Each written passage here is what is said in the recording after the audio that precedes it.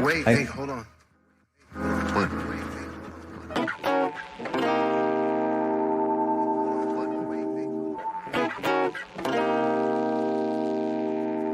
The interplay between the bass and the piano. Oh, Tired of this? yes.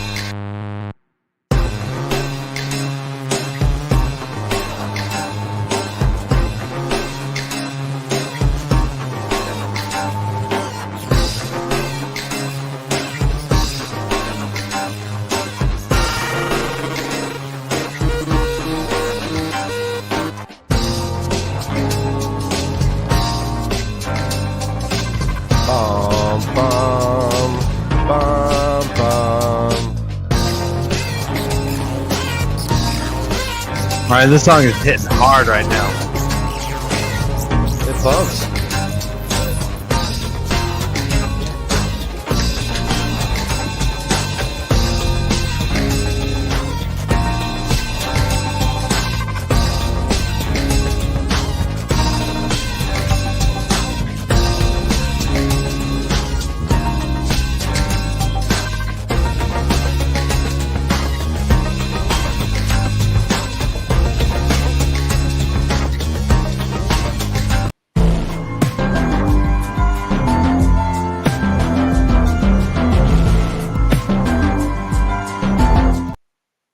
Oh, yeah. Oh. What is going on? Try this again. Try that again. Oh, yeah. Yeah. I say, you say, yeah. Yeah. Yeah. Oh, yeah. Yeah. Yeah. How low can your voice go, Ryan? Well, let's figure this out. Where are we?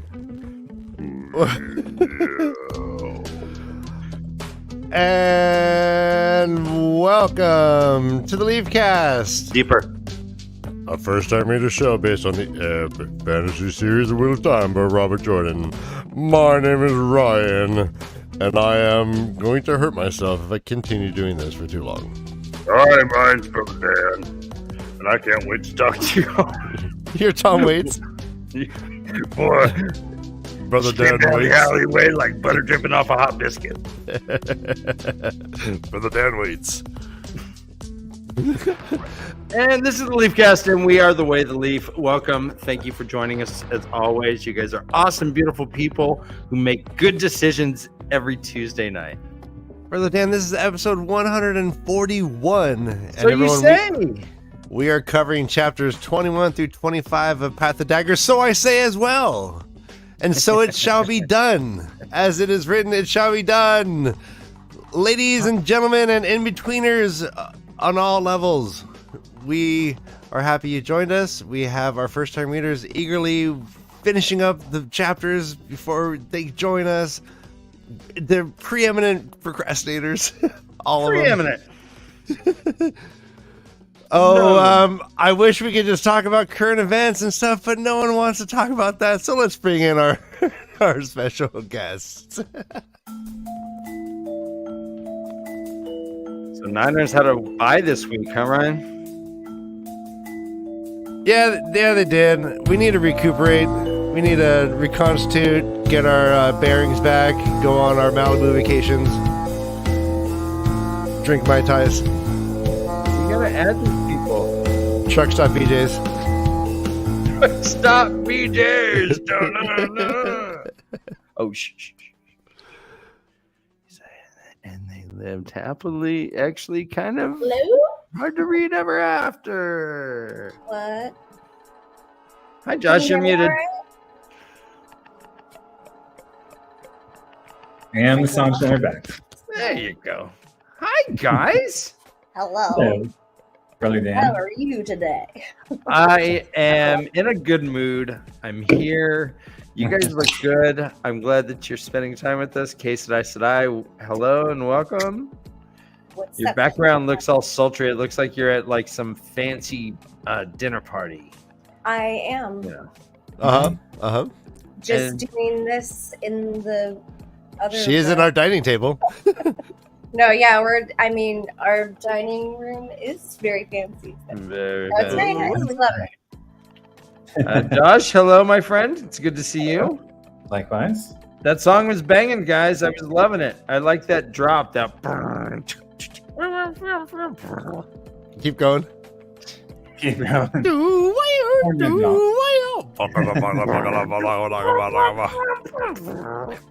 You know that part. Oh yeah, the bees. Yeah. The where I can tell Josh was turning a knob ferociously one way or the other. Yeah.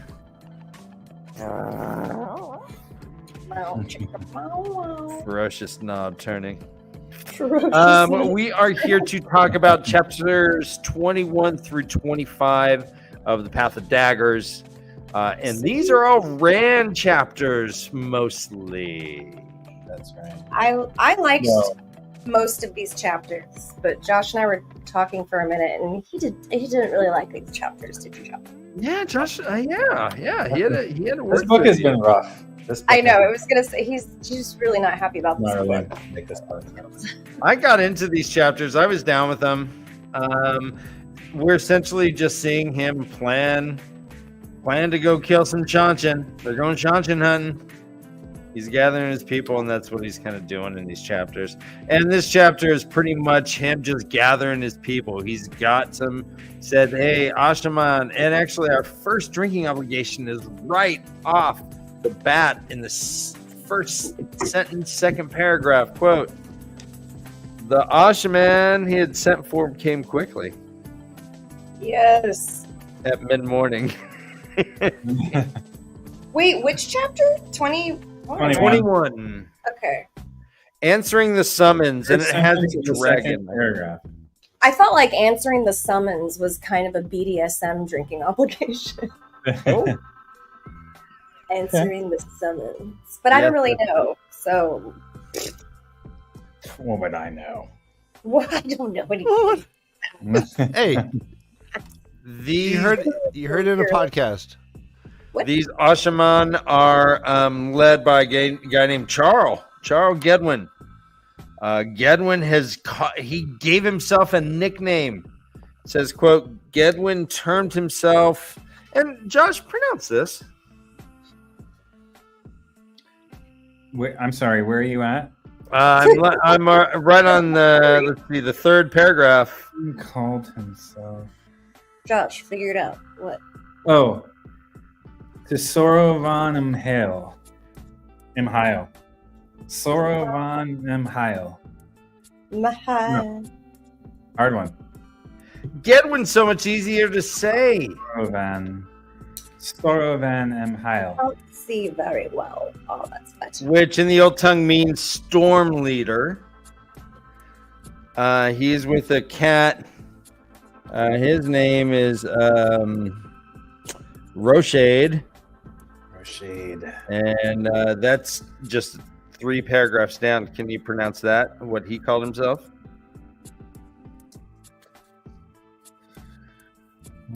Three paragraphs. It's the paragraph that begins. I expect you to obey, Gedwin. Oh, by John M. Hale. Oh. Ryan, have you ever gone by John M. Hale at a truck stop? Shh, okay, Kay's here, Dan. And I don't Have expect you ever to- given by John M. Hale's? Several. she lets me give them, but I can't receive them. So What's plead that? the fifth. And that means it's truck leader. Josh, you had pointed out that the term storm leader does have fascist connotations from historical precedent with the Nazis. Mm-hmm. Mm-hmm. Oh. And I mean, what is Rand building except for a fascist paramilitary organization, right? I mean, they're coming in as What was weapons. that word? Okay, we're not seeing very many trials going on here, right? Yeah, What was that word? Storm leader is literally the name of. It's a paramilitary rank from the Nazis. Yeah, from the SS and SA. Yeah.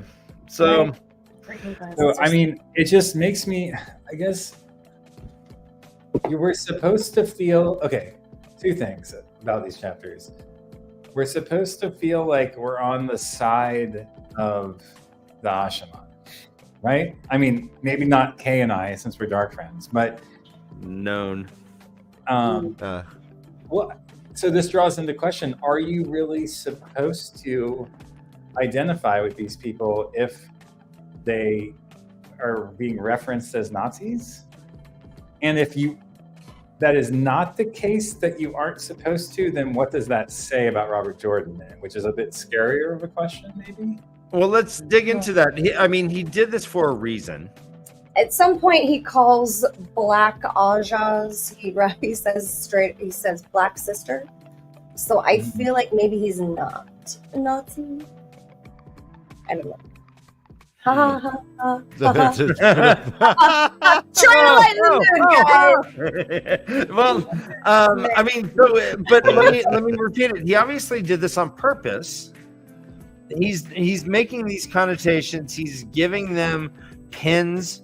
One is a dragon pin and one is sword pins. He has, you're a soldier, you're dedicated, you're Ashaman, I think is the way it goes. And it's just, And now he's tying a name that they gave themselves to Nazi historical title. I just like to say thank you, Alan. I'll see. I mean, I think that he's doing this. I think to me, he's making it hard to like the Ashaman. Yeah. You know? You kind of want to burn them off the planet. Yeah. I mean, But we already know that no one likes male channelers. Like, why? Rand doesn't even trust him. I do Rand think is- that it's weird that like they do reference like somebody's skin crawled just the thought of men channeling. It's just interesting how it's all worded too, you know? I mean, so disgusting and horrible for men to channel in these books. if we look at the idea that he has for this Black Tower, and I guess he's working with a singular focus of time and guidance. But Who? Rand? What's that? Who? Rand. Who are you talking about? I'm talking about Rand. If we talk about his thoughts in creating the Black Tower,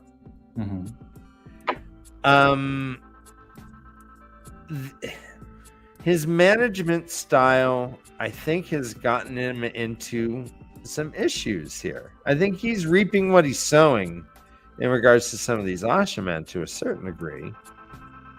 Because the ones who are around him, they know him, he knows them. I mean, to a certain degree, he has more control over ones that don't even know who he is, and there's now hundreds of them, and he doesn't even know them. He's just like the Jeff Bezos of the Black Tower. Yeah, I said it. They are the Black You Tower. said it. I said it. Yeah, he's visited once. He's Musk So he's Al very Thor. distant from it all, is what we're saying. Like, But and he's not the ones giving the titles either, right? They're being inherited by the Mhail.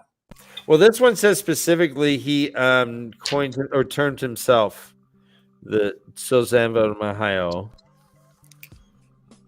But then it's followed by him saying, I don't know why he's doing these. Right? Like, it was interesting how he wrote it. He's like, whatever that was supposed to mean. Yeah. Yeah, but I thought that he figured out that what's his face, that the other, the false dragon was the one doing it down the road, right? He termed himself doesn't mean he named himself that. It just means that that's what he called himself to Rand, right? I assume it's. Well, that- it also says Rocher where Gedman II called himself by Jean Mhail. I don't know. It seems like they It doesn't. You're true. You're right. It's possible that these things. I've heard it, came from so the it Black says right Tower. here, what was time up to creating new ranks? Yeah. although So that was it is- basing the assumption. Oh, sorry, Josh. Go ahead. Go ahead. Hey, I'm done. Well, but it does sound like it's very like a very prideful thing, though. Anyways, right? So whether it's him just referencing himself because it's just like a reference, or he's like naming himself, it's still out of pride. And I think that part of that is like the Luz Theron stuff coming through. Don't you think? Because we see so much of that in these chapters. Well, that's a And good point, Kate. Because Luz is back, right. and he's back with a vengeance. Yes, he is. I mean, I think that there's part of the key is here. The important thing was that the man made weapons. And if you think about it, what is a name but a way to like classify and separate yourself from what it is that you're doing to these people? Right? And if you call them by their human name, I'm thinking of Taim, like maybe the dude is totally evil anyhow, but maybe it makes it easier to distance himself from what he's doing. I don't know. You know, to me, this also begs the question of, and I think we may have talked about it before, but it's been a while. Just how prevalent do you think knowledge of the old tongue actually is? Holy shit. Yes, baby. What?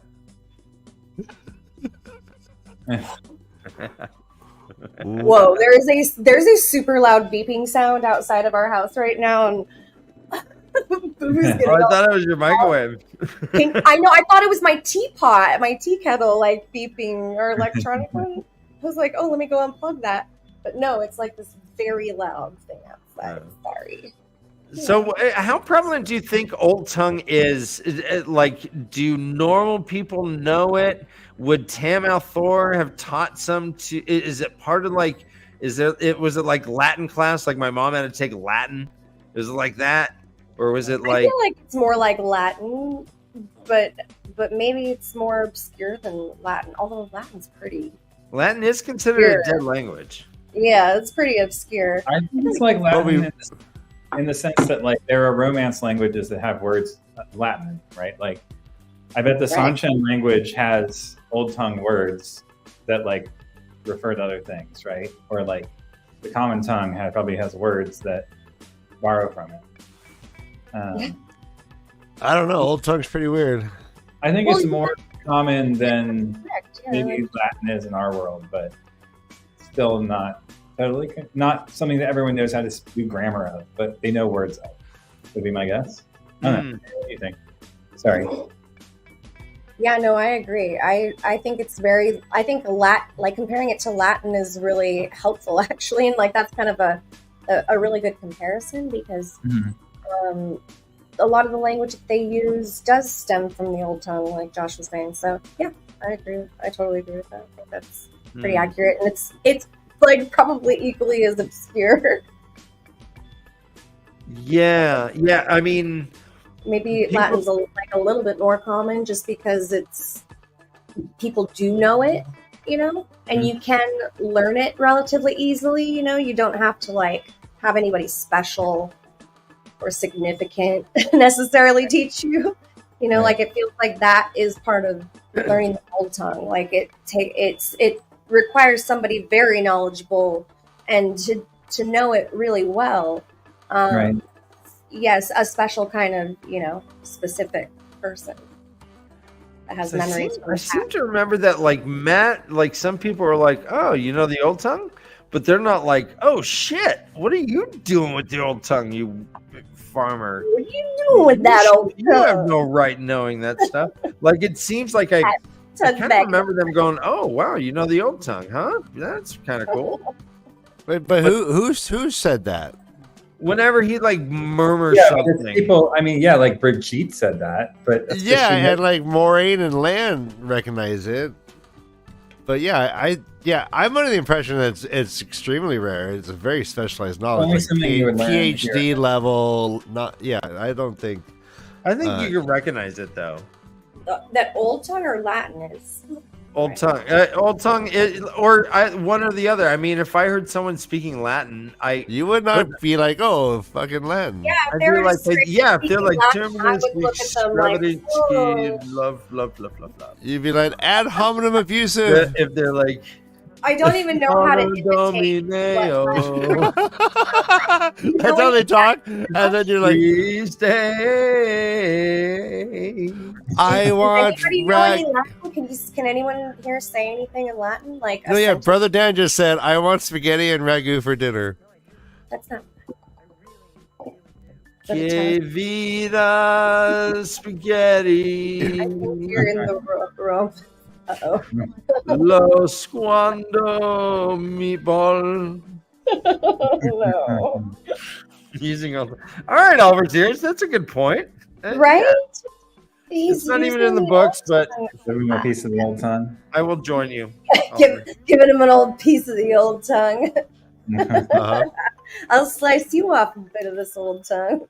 Ew. That's so gross. Weirman shows up. Wait. RJ was not a linguist, but he was a cunning linguist. Oh, Ryan. There we go. What did you mean by that? Num. Do you know that for a fact? It just goes with the Old Tongue. I get it. He invented the Old Tongue. Num. Ryan's tongue got stung by 10 bees. Really so it got old man, like with the cracked lips and like It's yeah, blood. So the image in my brain is so bad. It's so bad, guys. Just send Bowie, just slowly going. Oh. Won't you come home, Sam Bowie? You know, I'm trying to think of somebody that's that hideous looking on the show, and I honestly can't come up with anyone. No, it's a pretty gorgeous show. On the show, they're pretty beautiful. Yeah. Looking, I don't know. Don't the Ashaman use the fist to chest, the salute fist to chest? Isn't that kind of SS? Oh my god, that's episode 5. Oh. I mean, yeah, they do look like. I mean, if anything, Rand is like Darth Vader right now, and these are like. Well, stormtroopers are a Nazi reference too. Yeah. Yeah. But it's clear, you know, that the stormtroopers are the bad guys in the Star Wars universe, and we don't know that the Ashram are the bad guys here. So it just leaves a little ambiguity that I'm a little uncomfortable. Right, but I think he's doing this on purpose. You know.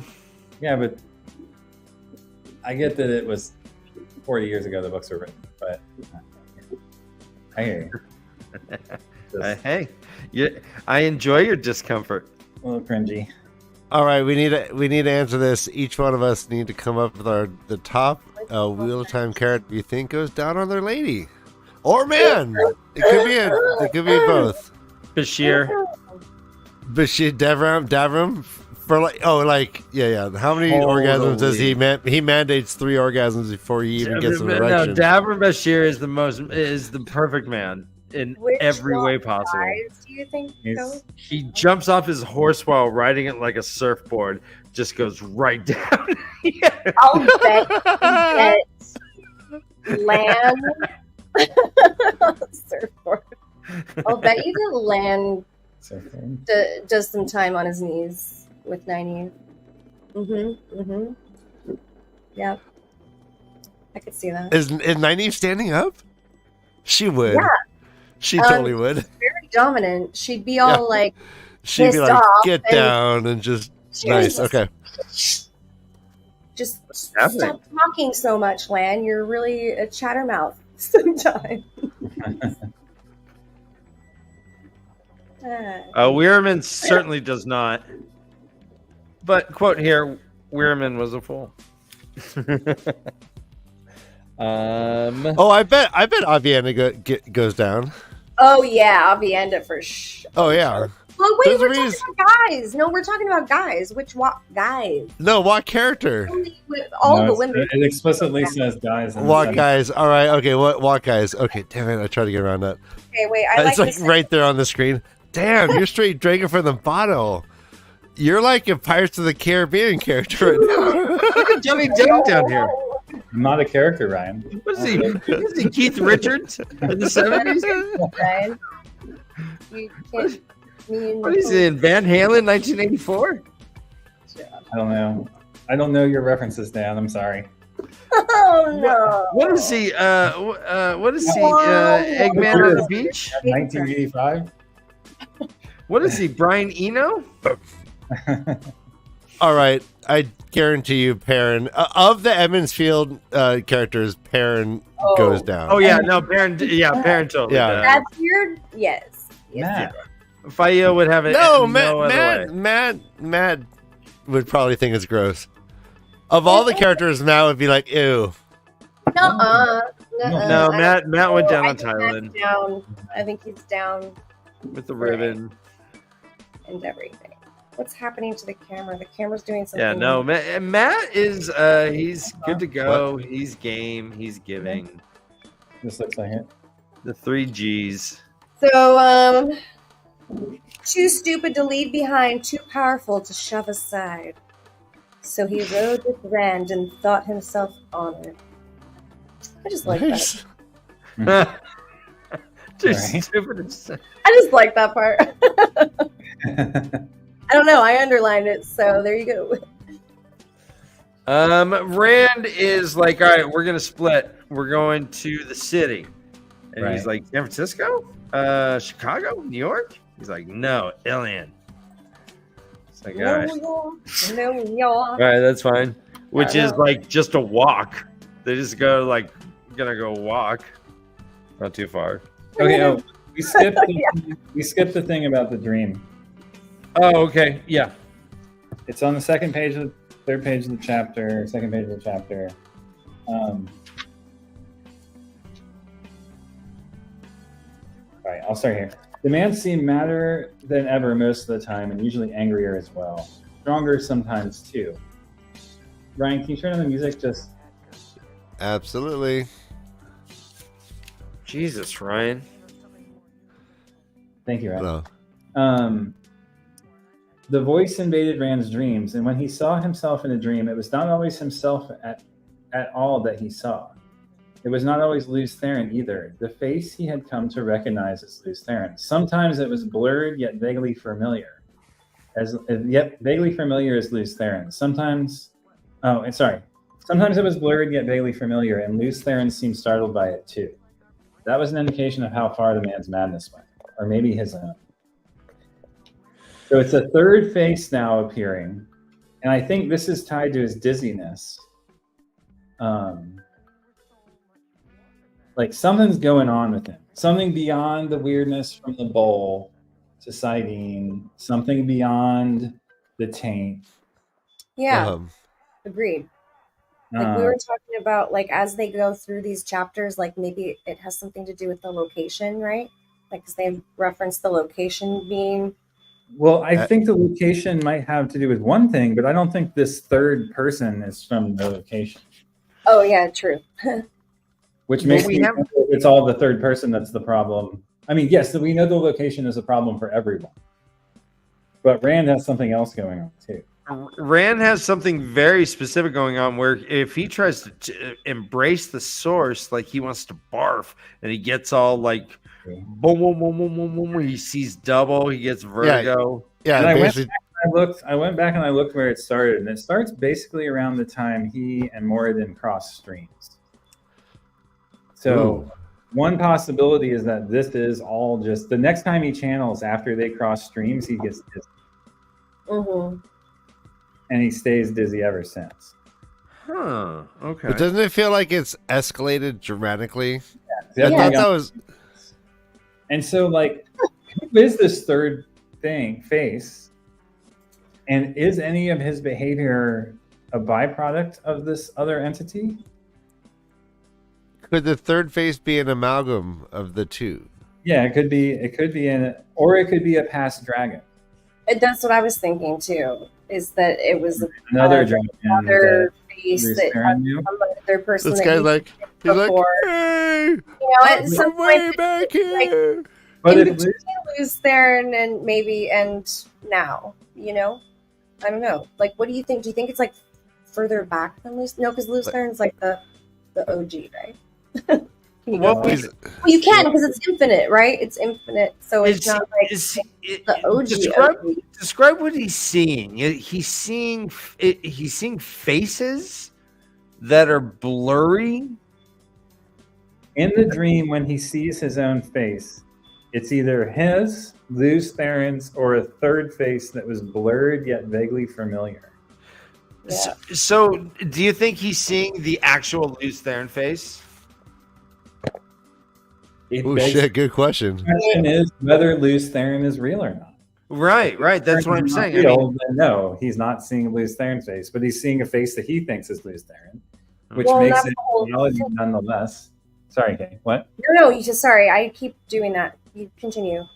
I'm done. So is this just is this like a form of schizophrenia? Like he's just nuts? That's what I think. I mean, I think there's a few different ways you could go with it right now, right? But like, from my perspective, he's just losing his shit. Like the madness is getting worse for whatever reason. Like it's gotten even more intense since he like crossed streams, right? So, and this is just it's him just like going more insane as they said he would, and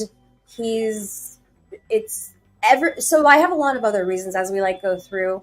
You know, like I have a lot of details. I thought a lot about like the psychological aspect of this and how there's points in these chapters where, God, that beeping fucking driving me crazy. Can you guys Yeah, are they backing up? Here, Can you hear it still?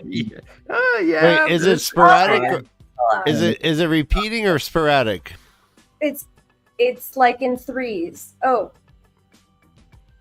Then it just changed just a moment ago. It's like I made a phone call. Anyways, oh my god, what was I talking about? Oh, the psychology of it. Yeah, it's just like there's little like things that Rand does throughout these chapters where he's like he like bursts out and like there's all these, you know, like unintended consequences and it's just interesting. Anyways, that I think it's madness though. That's like where I go with it. But I think there's like different perspectives you could Here's my question, Kay. Yeah. Why not? So if Rand is truly the dragon, if he's not delusional entirely, why wouldn't Lews Therin be real? Like, if you're going to accept that he's the dragon, why not accept it's actually Lews Therin? Why not what? You cut out for a sec.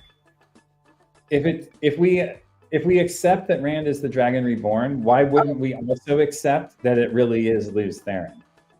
That he's real? Yeah. Well, Yeah. I mean, He's experiencing another consciousness from a previous life of his concurrently with his own. it's Why not. not do that if we believe that he's the dragon and all this other shit that is unbelievable, you know? Yeah, fair point. I mean, I think that it's not unreasonable to be like to argue that point, you know, and be like, no, Lews Therin is a real entity or something. Like, I think that you could go that way too and argue it really well. Yeah, I think not mad. Like where we're at in this. Let me ask you then, if Lews Therin is real, we've had him ask a couple times, "Are you real in my head?" Yeah. Are you dead? So what is Lews Therin's life like? I mean, He's not like living anywhere, you know. He's not like a genie no in evidence of that, anyways, from what we've, seen. But if it's really him, then consciousness, Dan. I mean, it's pretty clear he's a disembodied consciousness. He says, but he has a face. Am I dead? Are you? He has a face, though. Well, he has memory, and Rand can access it. Oh, Yeah, okay. I think it's kind of like what I think. Are you saying, Josh, that he's like that? Lews Therin could be like a ghost type. I'm not a like a secondary consciousness, like a shadow consciousness that But like. isn't that like a crazy person? Like, isn't there like if you have two specifically defined consciousness is going on in your head, then I think you have dissociative identity disorder. Right, but unless you are someone specifically One is not born. embodied. One though is not embodied. It's disembodied and not a part of your consciousness. It's not But at one point he sits there and he goes, "I let Lews Therin rage." Right. Like, what is that? He let gibbering. Lews him Therin just take gibbers. over. He let that entity like take over. He let him just like rage about. He's not saying I outwardly rage because of Lews Therin's raging. He says Lews Therin's over here raging. It's not that Rand's raging too. Yeah. Where did he go? I mean, Rand wasn't outwardly raging. Like, Lews Therin didn't like take over Rand and then rage. He just sat there. Rand sat there and let inner Lews Therin. He didn't block him out. And we had Lews gone for like a month or two. I mean, where did he go? He came back. Well, it doesn't really matter where he went. He could just be. It's a homunculus, right, Ryan? Isn't this a homunculus situation? I think it could be. I think the Lews Therin is Lews Therin a homunculus? Oh yeah. Shit! Wouldn't homunculus? So are you saying like he has a huge dick and a big nose and big arms and big legs? Is that what you're saying? No, I couldn't imagine him that way. he's like a homunculus who's not in the driver's seat. He's got all the big parts and the right spots. Is there like an avatar homunculus? Aren't homunculi? if that's. I mean, normal. we have Don't they have instances. bodies though? Right? Sorry, Body- Dan. Don't they No, have I'm bodies? sorry. Go ahead. What is a yeah? What is a homunculi? Do they have big dongs? Right? They have. Oh yeah, no, I'm pulling it up now. Oops, my bookmark. Oh. All right, go ahead, Kay. I'm sorry. I was interrupted. I'm. No, you're fine. You're fine. I'm sorry. We have instances where Luce Theron tries to control Sidene. Apparently, He's is done this that something before. that could happen? Yeah, and he's tried to do it before. Yeah. So again, how does this work? Typical man trying to take over all the power parts. If it's a disembodied All the voice parts of power. You want all the parts. or memory, yeah, I'm just wondering what if it's really Luce Theron, then what the heck's going on? Because he doesn't seem to know that he's just a voice. He, Right? Yeah. right? What does he Does think then, though? He Like, doesn't- we don't he get a realizes it's just POV. He doesn't know he's dead. He does. He wonders. He says, "Am I dead? Are you dead?" He doesn't know. He doesn't. He doesn't knows know- Ileana is dead. He knows Eliana Yeah, is dead. That's what he Constantly knows. Yeah. crying for. He's such a crybaby. This guy, man, to have this guy stuck in your head all the time. Ugh. What a No, bummer. totally. I mean, and every time, like, whenever he like is yelling his wife's name, I imagine it's just like.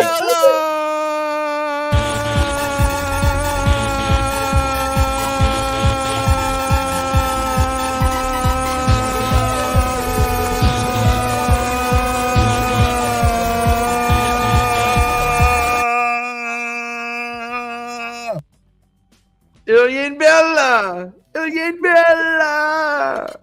Bella. You know what? I have another Bella request coming up in another chapter or something. Oh, okay. Okay. I didn't know we had one, so I had to throw. That was awesome. We're There just we gonna go. need one. I feel like we're gonna need one. A little cleansing, a little Bella cleanse in a minute. You know what I Belly mean? cleanse. So Weirman comes up. He's like, "Oh, you can assure the Lord of the Morning and his safety." Blah blah blah. Rand's like, "I wish you would just die. I fucking hate you." And let me ask you again. So I don't know if I asked this, but is Rand? You pointed out, Josh, that Rand is kind of becoming a bit of an asshole, right? He seems like a total dick. It was so hard to read. Why is this happening? See, I don't think he's being a dick. I think he's just like really. I don't know. I think he's just losing his mind again. I'm truly chalking it all up to like mental illness. Like wow, Okay. he's just really like under a lot of pressure. There So, is a but, lot of stress. right? But Josh, you Not untrue, but I really want to blame the third face. what? I really want to blame whatever this other face is that he's seeing in his dream. Okay. Yeah. On. Like why he's different. I mean, he's always been kind of a dick since book 2. And it's only gotten worse, I feel like, as the stress level has risen, for sure. But I'd really like to not blame Rand for being a dick as bad as he is here, where he's like, oh, this guy should be dead, and like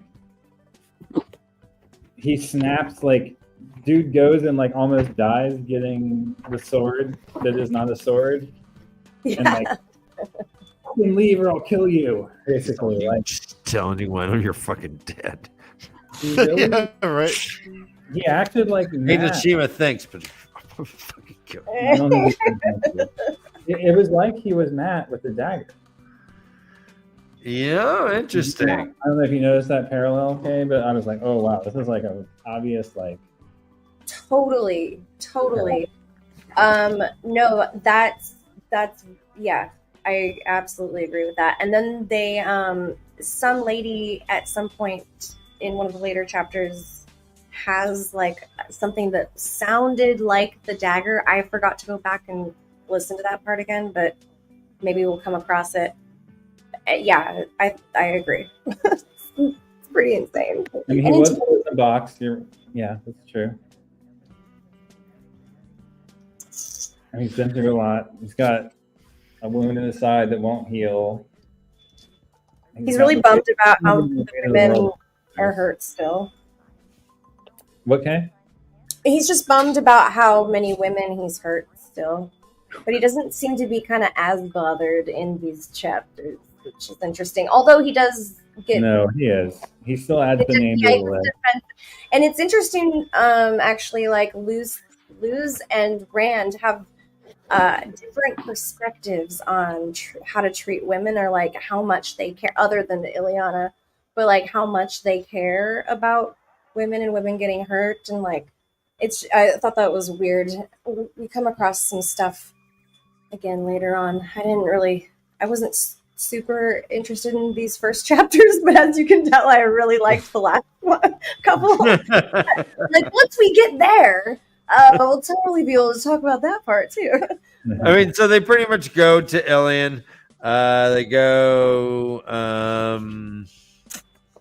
That's it. They go to Ilion. Our man Bashir shows up. He's like, yeah. He says something like, they're going to Altara. Altara. He said, if you're going to fight a battle, Rand told Bashir, who better to pay the butcher's bill than men who wanted you dead. Anyways, it isn't soldiers who will win this battle. All they have to do is keep anybody from sneaking up on the Ashaman. It's really interesting to see Rand through Bashir's eyes. Bashir is just very astute and always observing him, and Rand's always catching himself being watched by him. It's cool. Yeah, he says, I know you don't like explaining, Bashir muttered, but I could use a little illumination. That Ashaman fellow wouldn't say more than you needed me yesterday. But he could only bring 1,000 men. He said he had only half of that with him, but he brought them. So we had 500. They ended up having about 5,000 total. I'll be right back.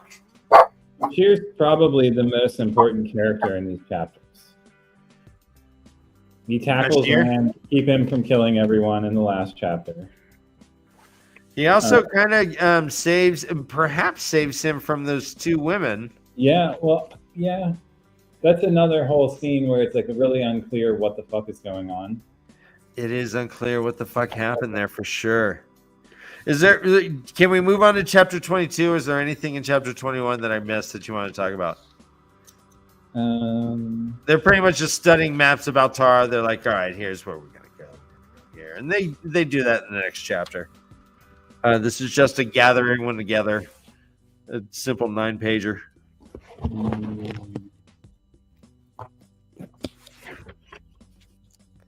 There was only that one drinking obligation. That was kind of rushed, like a forced one anyways. I mean, there was the one that was like hanging limp. Something. The banner hung limp and trodden on their tall staffs. Oh, isn't that on the next one? Oh, I have hung limp and dripping. All right. So let's move on to chapter 22. It's Rand. It's called Gathering Clouds. There is an Adam as the icon. It's drizzling. There's about 6,000 men. Drinking obligation. Quote. Just this line here. Getting wetter by the minute. Excellent. Yeah. Thank you. Link. There's another one here in the previous chapter. I have underlined. Narishima stepped into the tent dripping wet. Okay.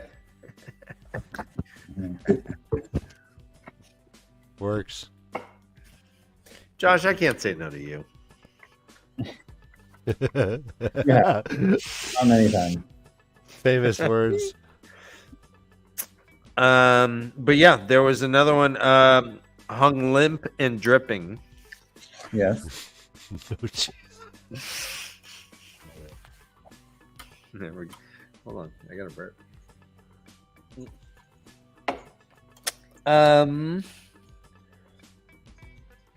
There was a line here that says, He could remember as a boy hearing men laugh that when rain fell in sunshine, the Dark One was beating Semiraj. Right. What? What? Semiraj's tears. Wow. Ah, barf. Don't like that. And scrawny old Senbui would always snarl that Semiraj would be smarting and angry after that and come for small children. Did not keep out of their elders' ways. All right, Dan, we got to harken back real quick. Luce Theron as Homunculus. That was such a great concept. I had to make this.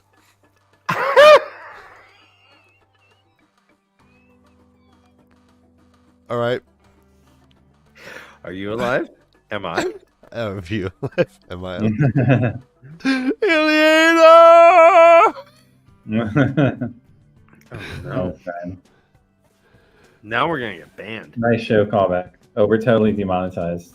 Another one right off the bat. Weirman came. Gross.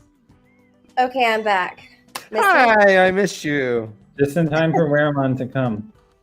Yikes. So there was somebody at our door trying to figure out where that sound is coming from. They're going to call the fire department because it's coming from... Wait. that Is house it in our right backyard? behind us. It is a fire alarm. Wait, hold huh? on. It's not in our backyard unless you put a fire alarm in the backyard, right? Then in that case, it might be us. What? Okay, it's probably us then. This is fun. Oh my gosh. They're calling the fire. That's so funny if you're like, oh, can someone shut Okay, that? I gotta let f- Rachel off? know. I just met her. She's our neighbor. Hold on. Oh God. Oh, wait, it might be my garage. She's Can you tell him? I don't know her. All right, here, I'll. Just gonna disconnect them for a moment. I hope everything's all right. Can't wait to hear the update. Stay tuned. In the meantime, guys, thanks for being here. If you haven't hit the thumb button while we're waiting for Ronnie K, please do so and subscribe. We love you. Hit the bell too, so you know we're on each and every time we're on, which is all the time, baby. At 8:30. 10:30. So let's see. They bolt off the. There's eight gateways. They jump off to Altara in the Venier Mountains. So the Sidar feels weird. Sidine feels weird to him. He notices. Mm-hmm. The vileness is especially thick today. Especially thick today. Yeah, especially thick today. He also goes through, like, starts thinking about mental illness and like things that he had like been aware of. There was at one time there was a Bentley Copland who thought everybody was scheming against him. He starved to death when Rand was a boy because he refused to eat for fear of poison. Oh, it's intense. Man, that's a weird one. And this is when he was like just being super paranoid too. Right.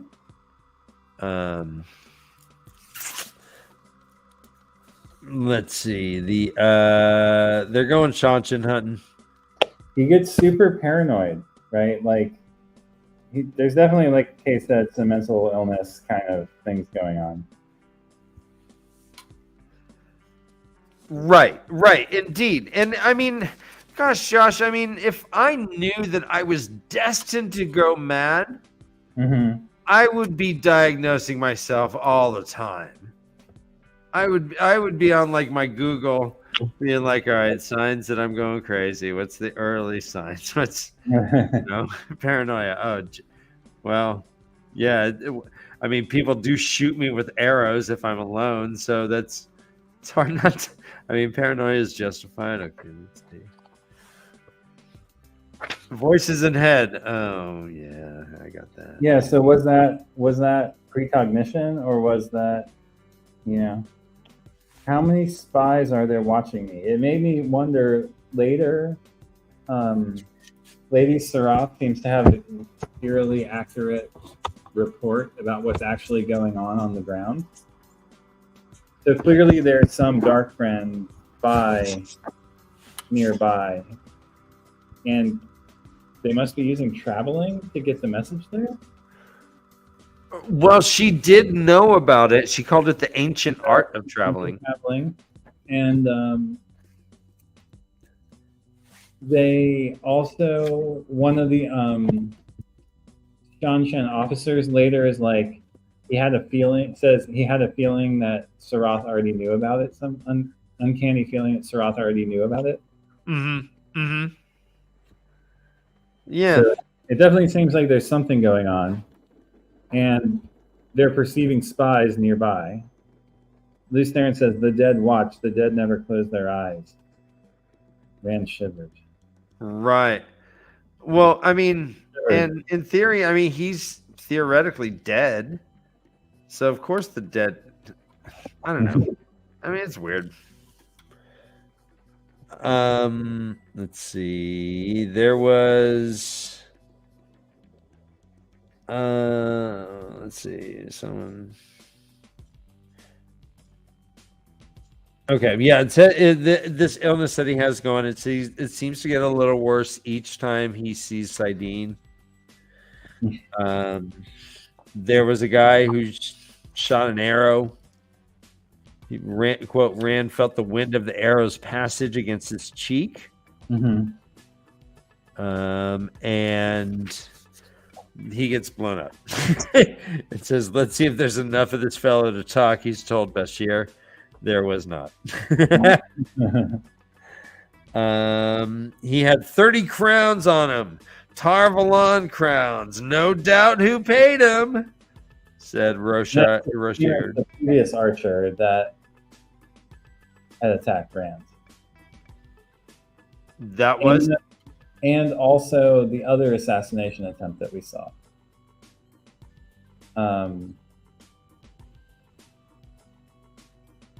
Right. So who ordered this one? I don't know. Yeah. Could be Gedwin trying to frame them. Gedwin could also be a dark friend. It seems later like he and Wiremon Wiremon didn't protect his flank. So those archers got through. Uh-huh. The later archers that did get an arrow in them. Yeah, from the north side. Rand notices Gedwin like frown at him, Wiremon, when they see each other. When like he notices Rand's still alive. So yeah, there's a lot of implication here in these chapters about that. All right, I'm gonna see. Ryan, are you Ryan? All right. No. All right. Hopefully we're okay. Yeah, 30 crowns. Wasn't that there's a biblical reference there? There's 30 gold pieces that Judas had sold Jesus for. Right. I don't know. Yeah. Then we get to a point of view of Asid Bakum. And this was a member of the ever victorious army, part of the return. What do you make of this huge statue that they saw? Say again? This huge statue that they saw of the Queen of Shiota. Mm-hmm. The crown made of upthrusting daggers. It sounds very much like the crown that Rand is wearing. I guess they aren't upthrusted against his head. But Right. Don't they even say, I think they may even called it the Crown of Swords? yeah.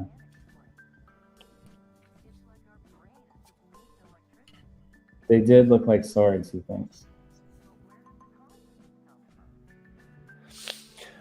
So apparently in Ebu Dar, and that's where the Bowl of Winds was unleashed. Mm-hmm. And I'm on what's his name? Makun. Bakun, like it says, something had been wrong though back in Abu Dar, and not just with this Damane. The Soldam had all been as tight-lipped as clams, but he had heard too many whispers. They said the Damane were all sick or insane.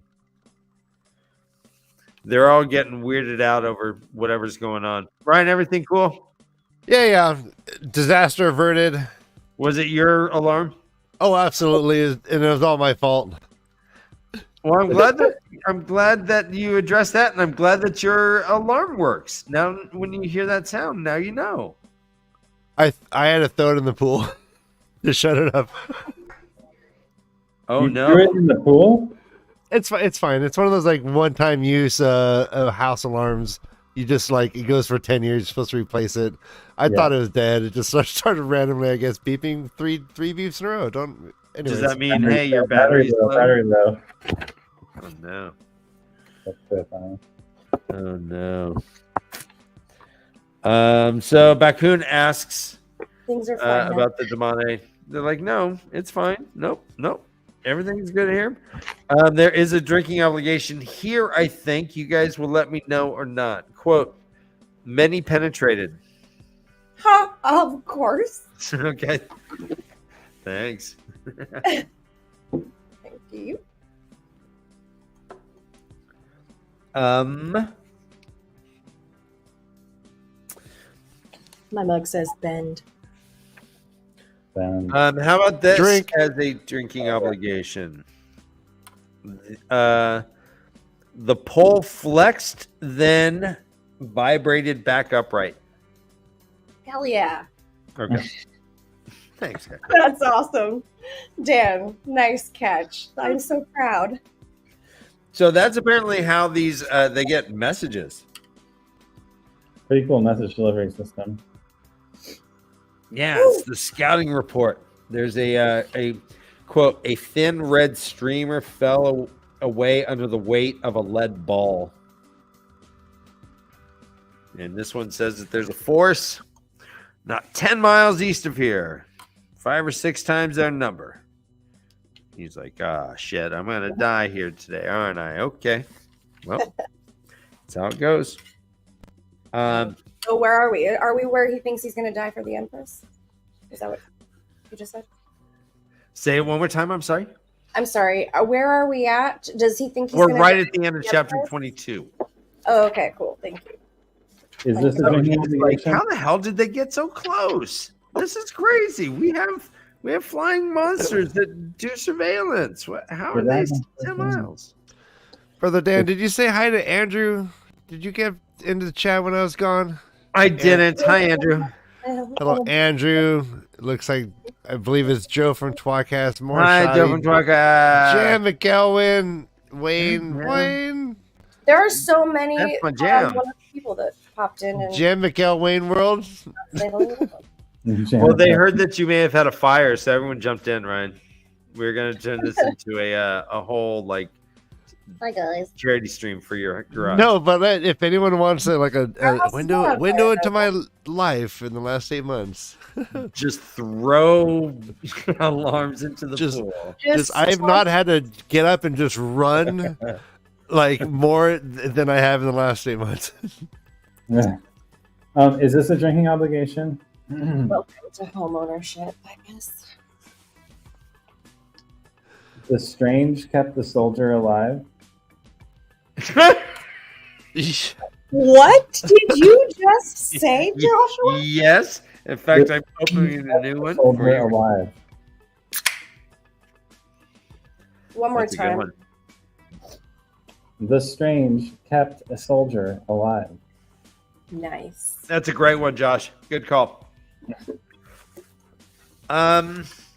Here's a neat little tidbit we learn at the very end here. It says he had missed the last battles of the consolidation by 200 years, but some of those rebellions had not been small.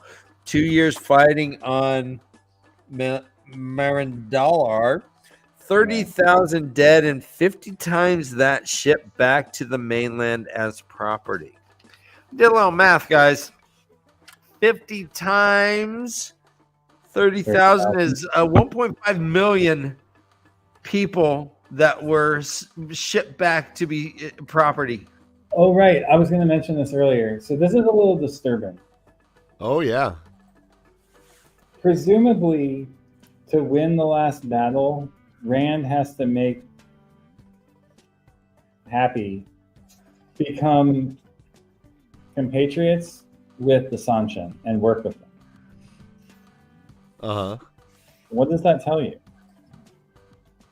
That Rand and slavers are now going to be working together to defeat the Dark One. I mean, unless he conquers them, but even so, like, all of the world needs to be put to use, right? I don't know. 1.5 million people. I don't know. So yeah, I mean, but we'll get more into it when we get to there, because there's a couple things that I specifically highlighted that I want to talk about. But it seems like their Carathian cycle may not be the same Carathian cycle that they have over on this side. He's like, where's that part about kneeling to the crystal throne? And it's like, wait, what? That ain't part of the cycle. So we'll talk about that in a bit.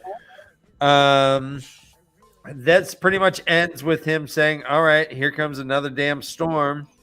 And I'm probably going to die. But, and that's it.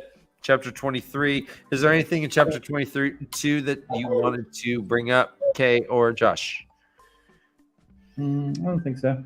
Okay, let's jump right into it. Chapter 23 is Fog of War, Storm of Battle. Battle, battle, battle, Blah, battle. blah, blah. That sounds like a what was that one, like that one channel for like dudes? Dudes? For men, you know, there was a channel that was like all like bro sports stuff. Spike TV. Okay.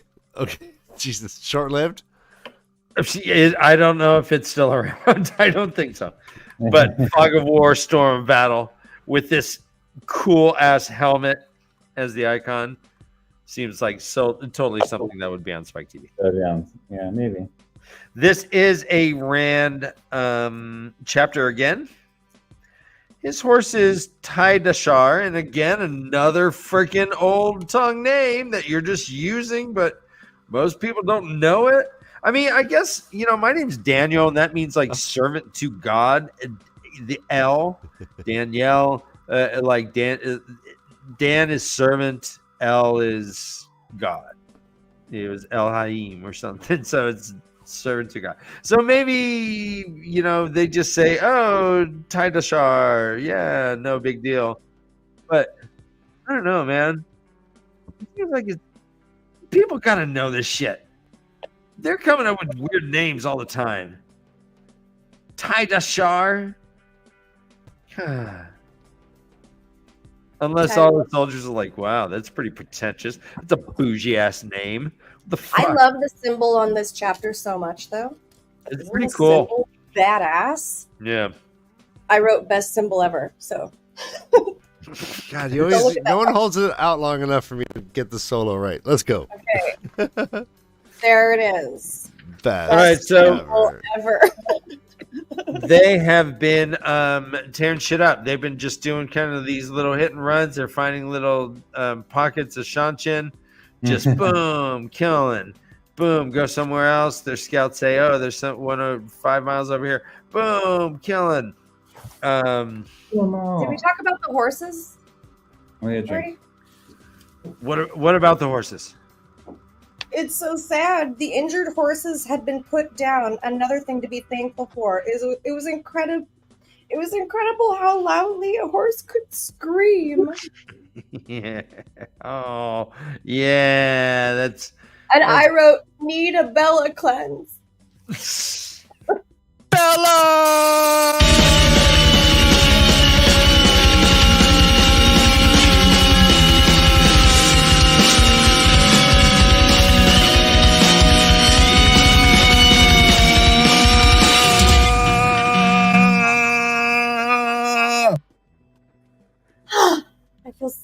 much better. Thank you.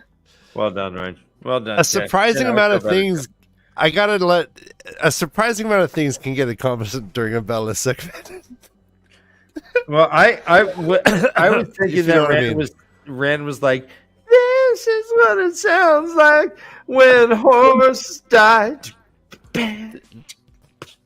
Horses die.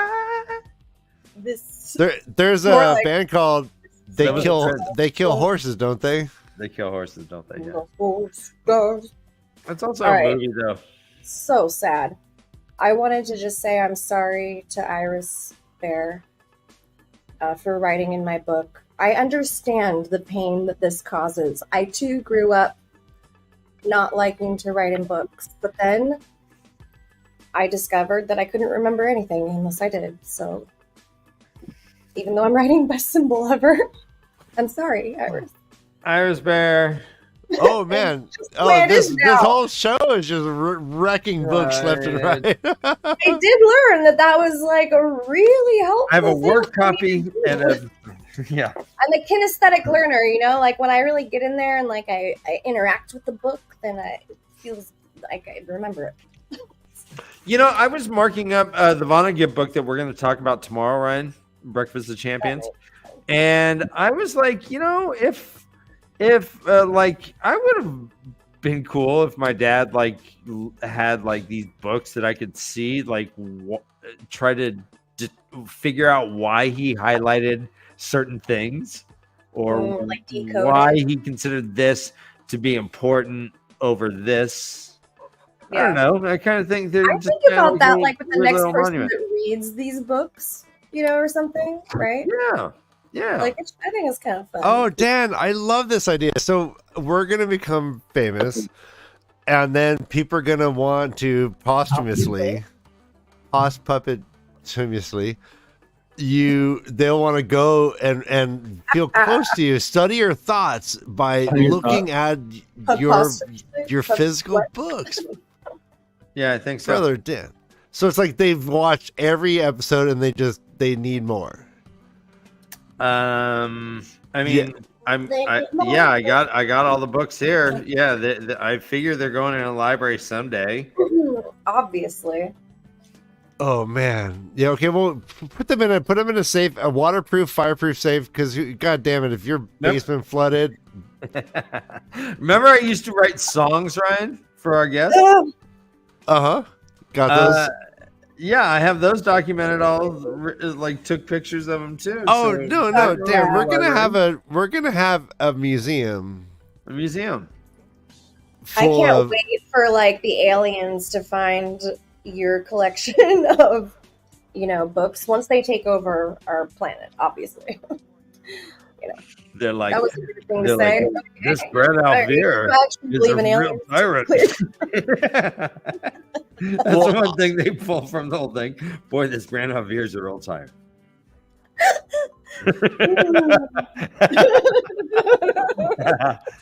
All right. So then they started eradicating anything labeled brand in stores. Fiverr? Oh no. Okay, now we oh shit! I hate it when Josh. Every time I make the worst joke, Josh leaves. Ryan, it's a little weird when I'm on that side and you pop up the buff, Danabolic steroid guy. But it's really cool when it's on you. I like me just kind of hovering over your shoulder, being like, you should probably eat more protein. I'm sure he likes. Hey, bran actually isn't that good for your digestion. Hey Dan, you know what they say about standing on the shoulders of giants? Oh, cute. Hey, makes you talking to my brother that way? small. Cute. You want to fight, big guy?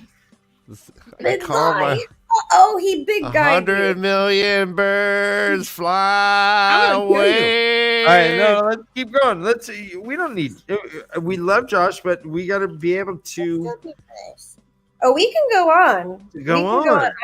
I have plenty to say. Let's see. So they start taking Uh-oh. Do we lose Dan? They start too? taking what? They started taking it. That's what just happened, I think, right? That's Are great. you Yeah. still there, Ryan? Okay. And still shiny. Oh, skinny? I saw shiny for a second. At first, skinny. yeah.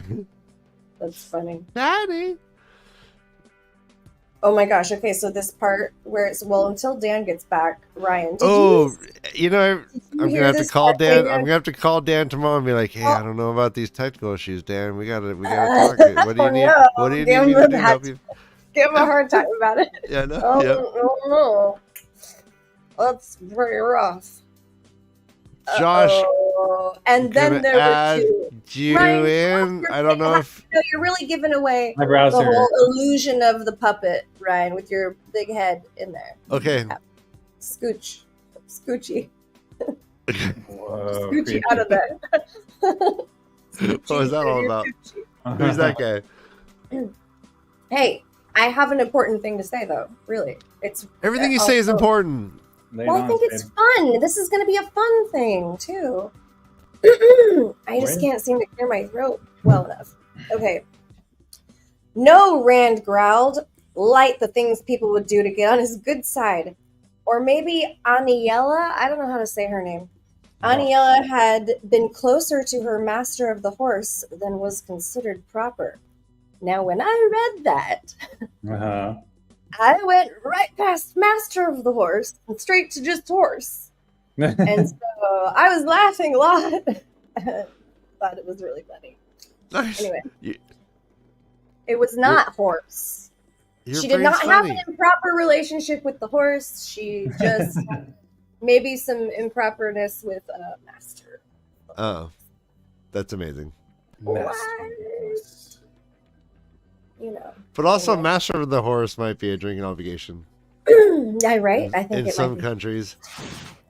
I really need some tea anyways. All right. You know him. You love him. He wrestles bears. Woo! He And he bears. barely was peeking over the edge. He bears all bears. And then he popped Speaking of bear,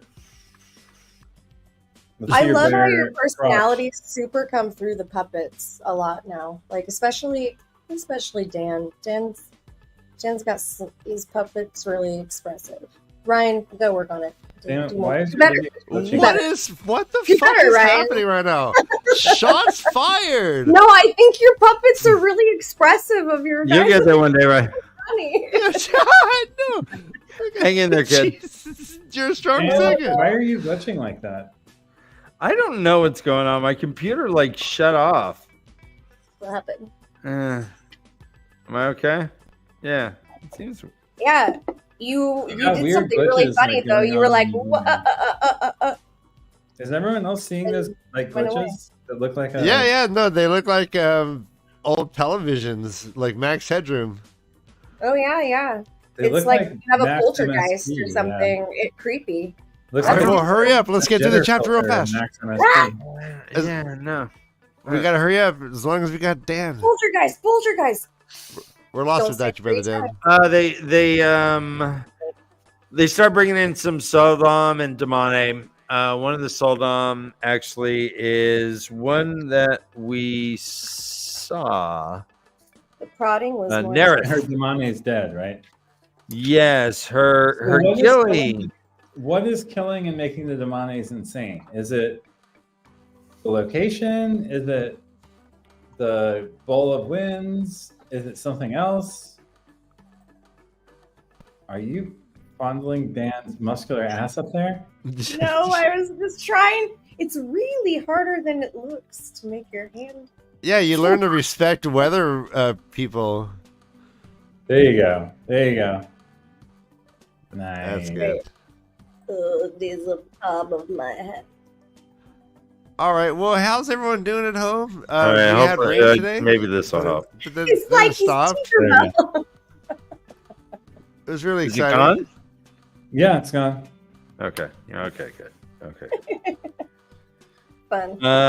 You look like a Yeah. news anchor tonight, Dan, for some reason. More than usual. Say again? You look like a news anchor tonight, more than usual. Well, hold on. This just in. I think it's the shadow. It's the shadow effect Wait, behind Dan, it. what's just in? Are looking kind of like you got This, Ryan, didn't you hear? God. What are This you, is it? dumb? What is it? Just It's in, it? okay. Yes, Netanyahu is meeting with yet not what? Netanyahu and yet not why. Yahoo! Oh my gosh, we have a who's on first situation. We could super write a skit right now. There's All right. no word about Netanyahu where at this time. Back to you. Did you Netanyahu, just say where his Nenyan location who, is still Nenyan what, unknown. Nenyan where, why, and how? Okay. Yeah, Netanyahu, where, why, Amazing. now. I like Netanyahu.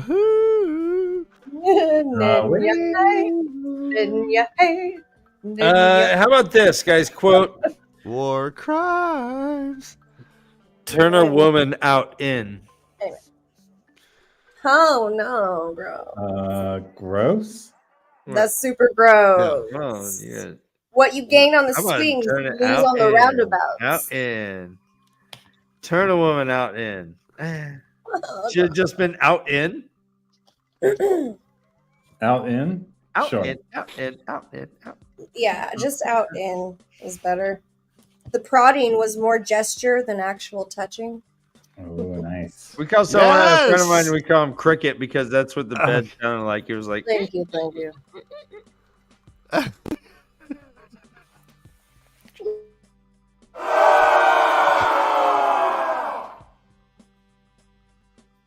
Everyone knows you're talking about yourself right now, Dan. It's a little embarrassing. "Wham, wham, wham." Is that what you mean? Wham. Oh shit. Oh, All right, shit. so they're like, all right, so they take down a bunch of Shanshin, capture some women. They're like, we're gonna kill the women. He's like, no, don't kill the women. Don't. We're gonna turn these people loose. We're gonna hold on to the women. We're bringing them with them, and we're gonna give them over to the Aes Sedai. The woman's like, no, don't do that. That's the worst. She's like, yep, that's what we're doing. There's more. So of them. wait, what? That was an amazing scene. That came out of nowhere, and then like, didn't she end up like biting on someone? Yeah. She was like a badger. Honey badgers. Nerith had managed to sink her teeth into a Saldaean's wrist and was hanging on like a badger. Yeah, Kate, can you show us what that would look like? Pretend there's a wrist. Oh, Yeah, there you go. All right. Oh, yeah. Jesus. A wiggly badger. yeah, hanging on for dear life. like- Huh? Yeah. Yeah, I don't know. Like I didn't struggle. I'm embodying the badger. Not I. I like that one. Yeah. All right. He's like, hey, time to feed the men before the rest return, he says. Fine, cool. Feed them quick. He's like, I don't want to spend all winter in these mountains. He's like, yeah, we're getting out of here. He does add Gilly the Demone to his list. He's like, dang it. Once you're on the list, you never get off the list. And Ilyena is on there now, too. So Yena's on there, and he's like, yeah, that seems right. It says he did not, yeah. He said, the dead are never silent, Luce Theron whispered. The dead never sleep. Now So- that gave me chills. Talking about himself. He's looking at him. I Dude, liked that. Luce Theron is a Robert Smith. He writes lyrics like Robert Smith. Kind He's of not yeah. necessarily talking about himself. He could be Dead. talking about all the dead. But yeah. So does Luce Theron have a million voices like Rand? Is that why I he's think it's so bummed? hilarious that the dead guy is like, the dead are never silent, you know? Well, that's why I'm asking, Kay. Do you think maybe Luce Theron has like all of the voices of every person he's ever been in his head? That Luce Theron does? Yeah, Or Rand? Ooh. Luce Theron. Why else would Luce no. Theron say the dead never It seems to me Are like never Luce Theron's silent because I think he's like kind of like. I mean, he's just part of. To me, he's just part of Rand's madness. See, So yeah, no, I think Luce Theron really like. If I'm gonna believe Rand is the Dragon Reborn and all this other bullshit, I'm gonna believe that Luce Theron actually exists and that there's really reincarnation. Well, let me hypothesize then to an explanation. I mean, he is constantly screaming about his dead wife, Ilyena. And so in a metaphorical and in a somewhat literal sense, when he says, quote, the dead are never silent, the dead never sleep. I get that you can be talking about himself, but I think that's pointless. Why? No, it's talking about Ilyena himself. Whenever he goes to sleep, he sees her. Yeah. But didn't he say they sing to me? Out of nowhere for Ilyena. It's not just when he's sleeping. Yeah, but he says that they're never silent and they never sleep. So even when he goes to sleep, she's there. But why not? Didn't he say like way more dead people than Ilyena? He killed the entire world, and he even references himself having done that. He's like, "Oh, I can destroy the world. Are you strong enough to do it?" Yeah, because he didn't have sex with the entire world. Bam. I don't know what that point means. I don't know. He boned Ilyena, and that was it. So that's why he cared. Well, maybe because he also was I don't know. He didn't kill the whole world. It was the culmination of all the male Aes But Sedai. the whole point is he's insane because he blames himself. That's what the problem is. Well, whether he blames himself or not, the insanity is inevitable, regardless. So, do you think Is the it? Luce Theron? That's only after the taint. Only after the taint is that true? Correct. Do you And think the Luce taint Theron didn't is gonna, exist like, when Luce Theron defeated Ilyena, so I don't think that it's connected. Luce Theron didn't inevitably go insane because the taint didn't exist when Luce Theron killed the world. It only existed afterwards. Yeah, but I thought that he had gone instantly insane. He did when he sided with the Dark One and killed the entire world, including the people he loved the most. No, he didn't side. You think he side with the Dark sided? One. No. He could. No, Dan. He could know it. That's what if he wants to think. We Oh, don't yeah, correct him. yeah, you're right. We don't correct him.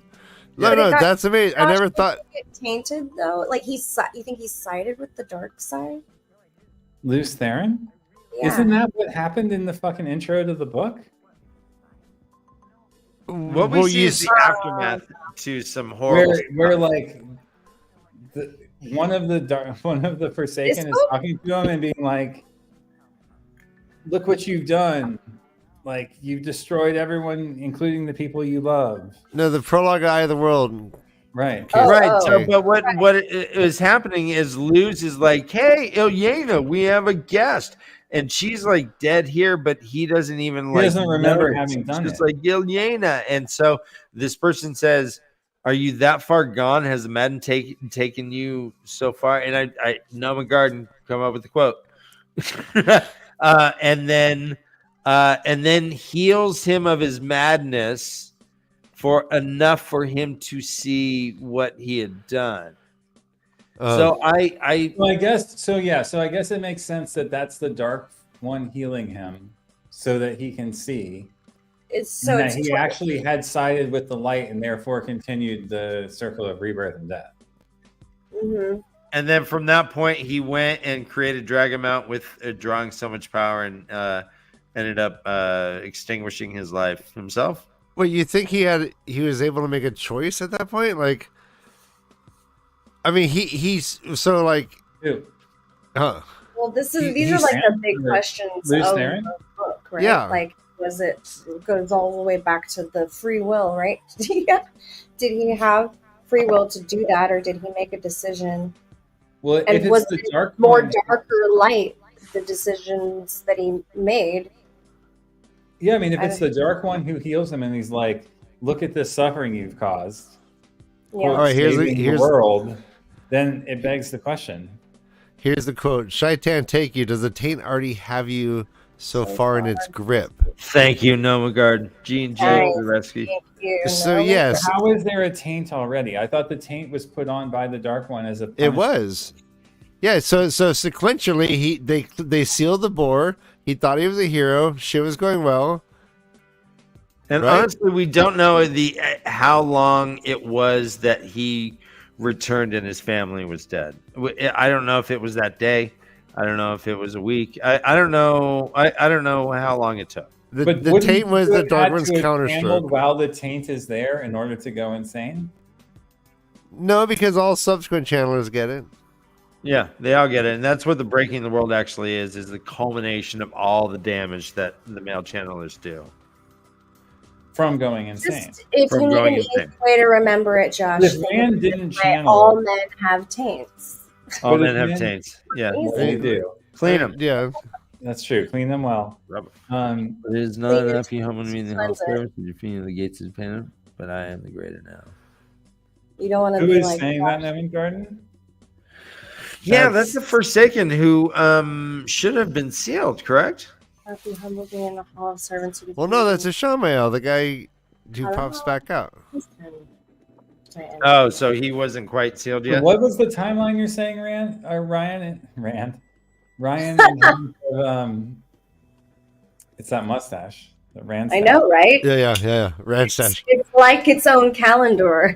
Well, let me ask you. No, No, yeah, yeah. So wait, no, the taint was it's the like a Dark sword One's that's reach not around. a sword. No, so All right, what next I one, get DJ. confused about is the time from between the sealing of the boar to the events of the prologue, but definitely the sealing of the boar happened first, and that the taint was quote unquote the Dark One's counterstroke to that, and then he goes mad. He probably went mad probably the first. I think that's true. Is that not like, or were they all kind of If you going mad at the don't same time? embrace- If you don't embrace the source with the taint on it, why would you go insane? Well, like if like I'm a male channeler, but I just never channel. Like if I'm like I Yeah. don't know, like a celibate priest who never Yeah, gets that's the Catholic sex. way to do it. That's like a really Never good question, right? Like, would you go insane if you don't? Which is why, like, it seems fitting to me that he uses more power in these chapters and he starts to go more insane.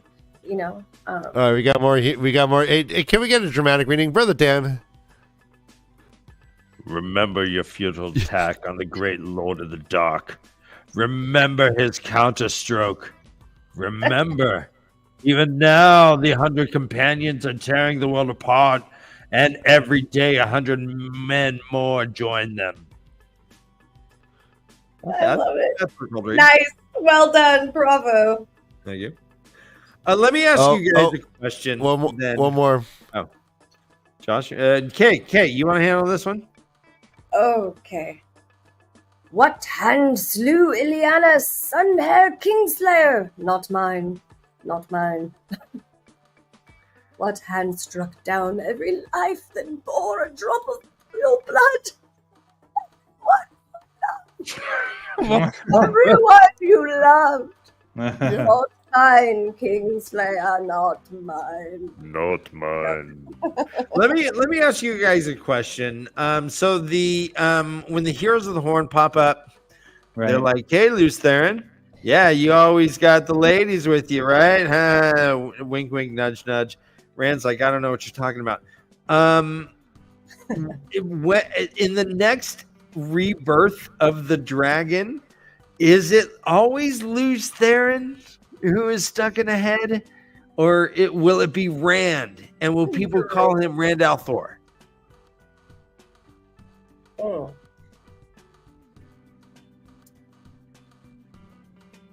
Is it always Luz that's stuck in Rand's head? Yeah, well, Like- in Rand's head, yeah, because he's Luz reborn.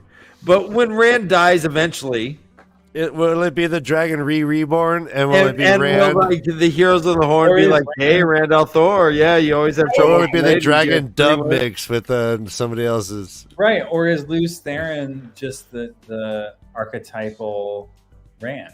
Right? No. Is Yeah. it always a Luce Theron? Like, And does Rand actually have any stay in what's going on if that's the case? Or does he always have to enact Luce Theron's decisions in life? oh.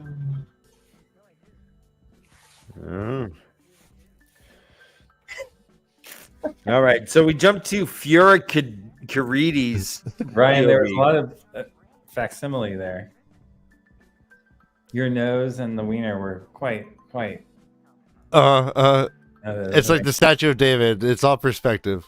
Yeah, Did I miss something? I was looking at my book.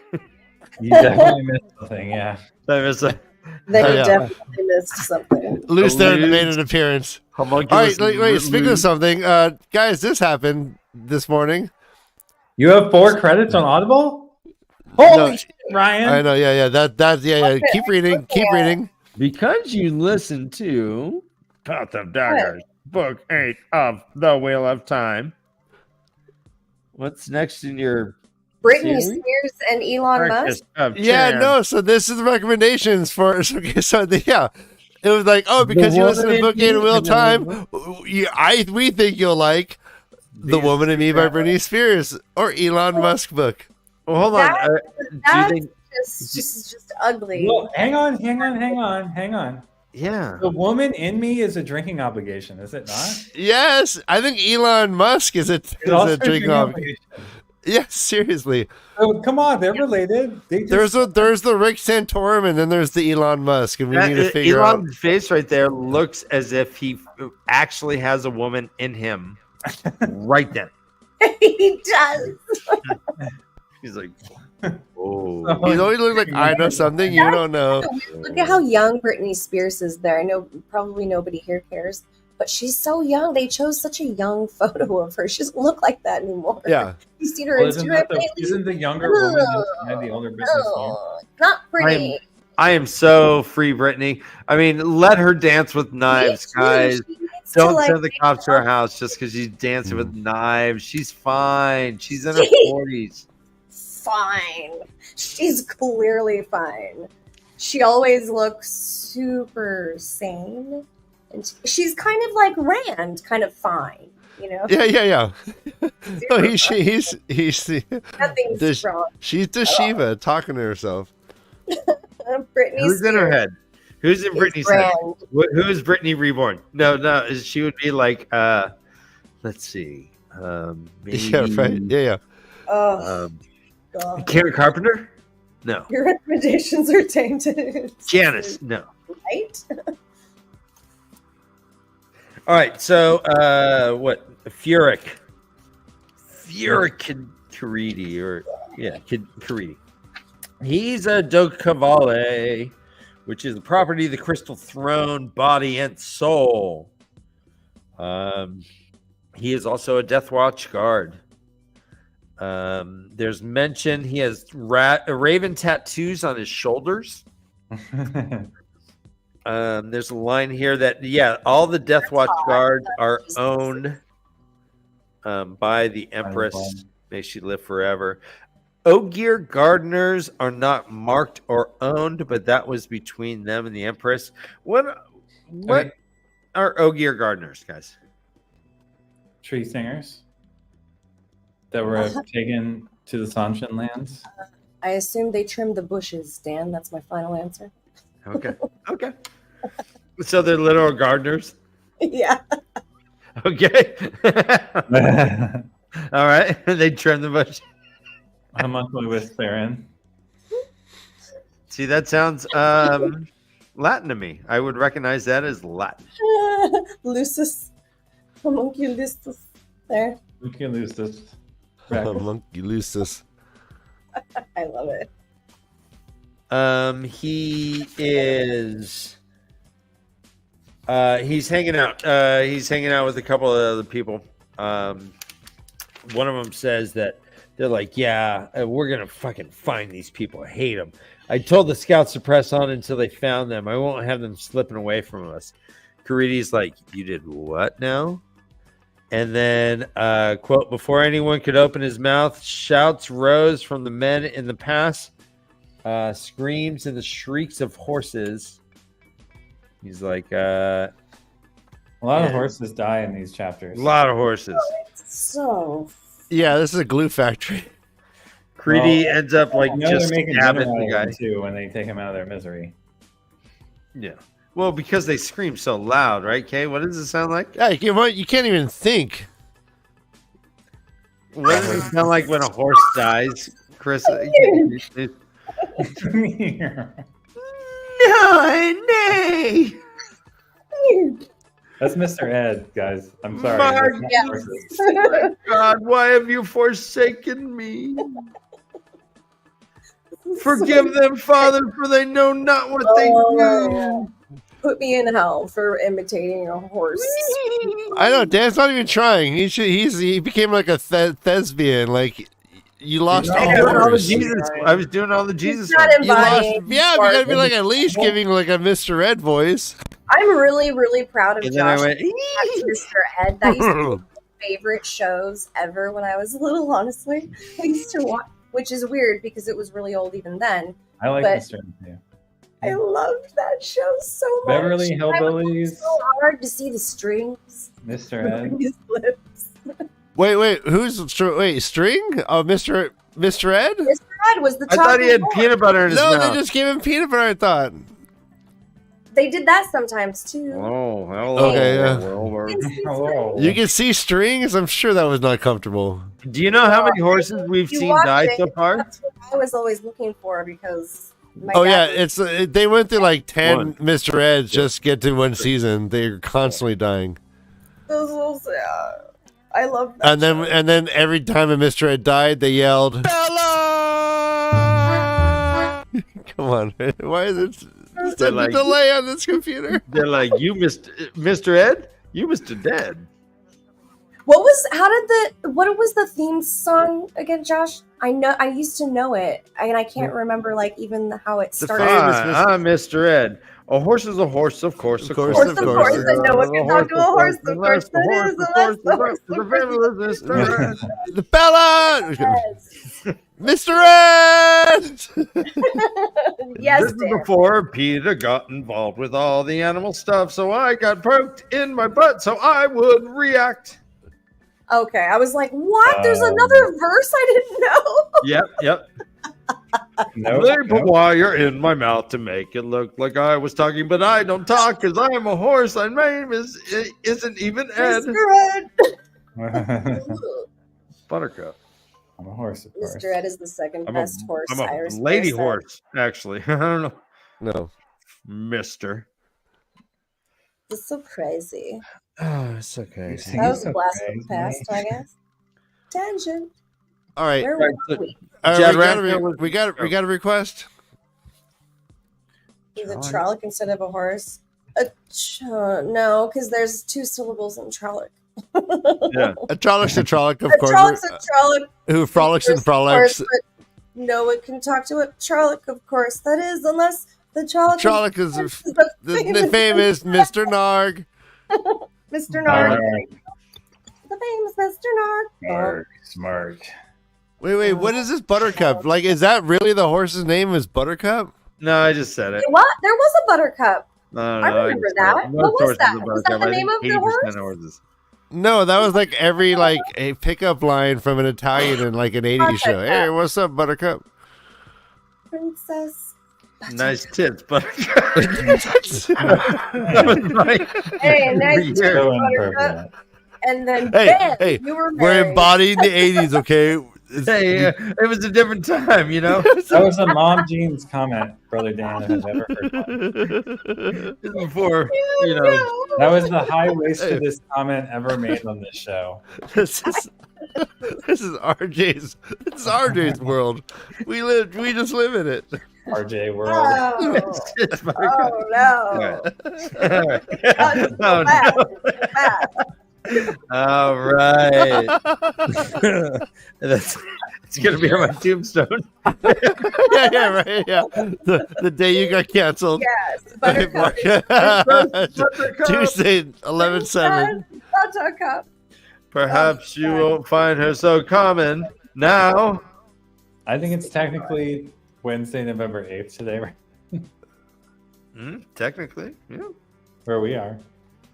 So What does that mean? Oh God, Ryan looks stunned. it jumps back to Rand. It was quote. It was 5 days since Rand had brought his small army to Altura, and he's fucking shit up. He's finds himself humming when he sees hot women. He's like, don't do that. That's what Luz does, not me, not me. Yeah, Not those- me. This That's is what I meant him. by the difference Yeah. between Luz Theron and Rand. You know, like the way Well, this they is what makes me think Luce women, the way Theron's they real. think about women. What, Josh? That's what makes me think he's real and not just a byproduct of his. All right, Yeah, but when you have yeah. dissociative identity disorder, Yes. your other identity has different preferences than. Well, who's to say that those aren't real? Hmm? All right, Josh. Oh, See, Josh. just Josh, it's you just need to is go it down, homunculi down. all the Oh, way no. down, Josh?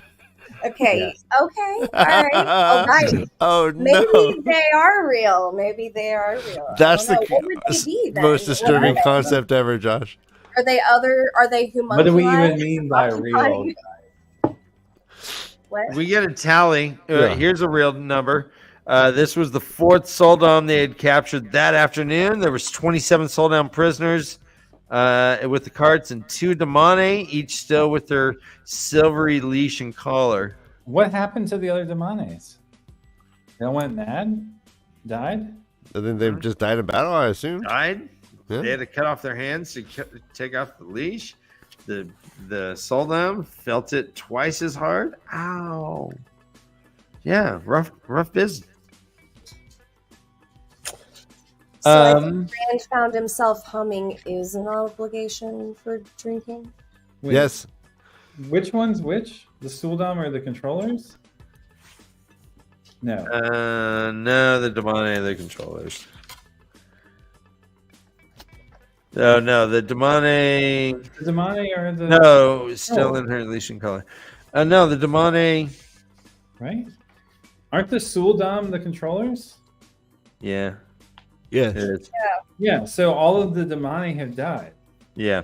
which they say was happening because of whatever's weird with Saidin and Saidar right now.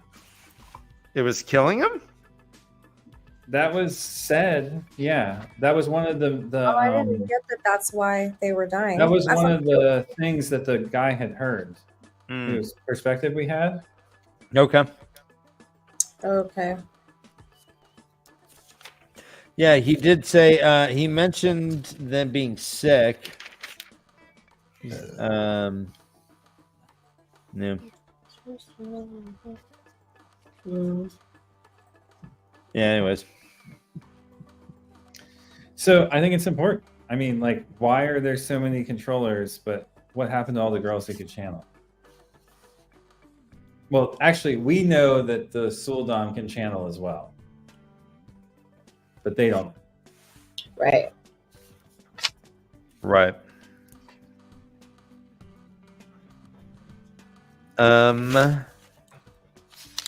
Rand So, actually, to Josh's point about Luz Theron possibly being real, I had this part underlined too. That was Luz Theron's habit, looking at pretty women, not his, right? Did we talk about this? I mean, we Yeah. did a little bit, right? Like the Briefly. difference in that, right? Not Keep going. his. If he knew, what did he say? Light, if he started taking on the fellow's mannerisms when he was not there. That right, so he gets like worried that he's gonna. Well, does he start taking on the mannerisms? Yeah, we see a couple of things that he does. coming. that are- Right. There are casualties. There's 31 defenders dead and 46 companions. More than 200 among the Legion men and the nobles' armsmen. 7 soldiers and a dedicated men Rand had never seen before they answered his summons to Ilion. Yeah, only 8 of them were Ashima. Yeah. Let's see. 7. Yeah. 8 of them were Ashima. Shanchan were retreating. He's like, go, tell him to push. His 2 bodyguards, Flynn and Dashiva. Mm-hmm. Flynn looks up. He's like, "You're gonna stay here alone?" He's like, "I ain't alone. There's like 200 people back here, and plus, I'm pretty badass myself. If you don't remember."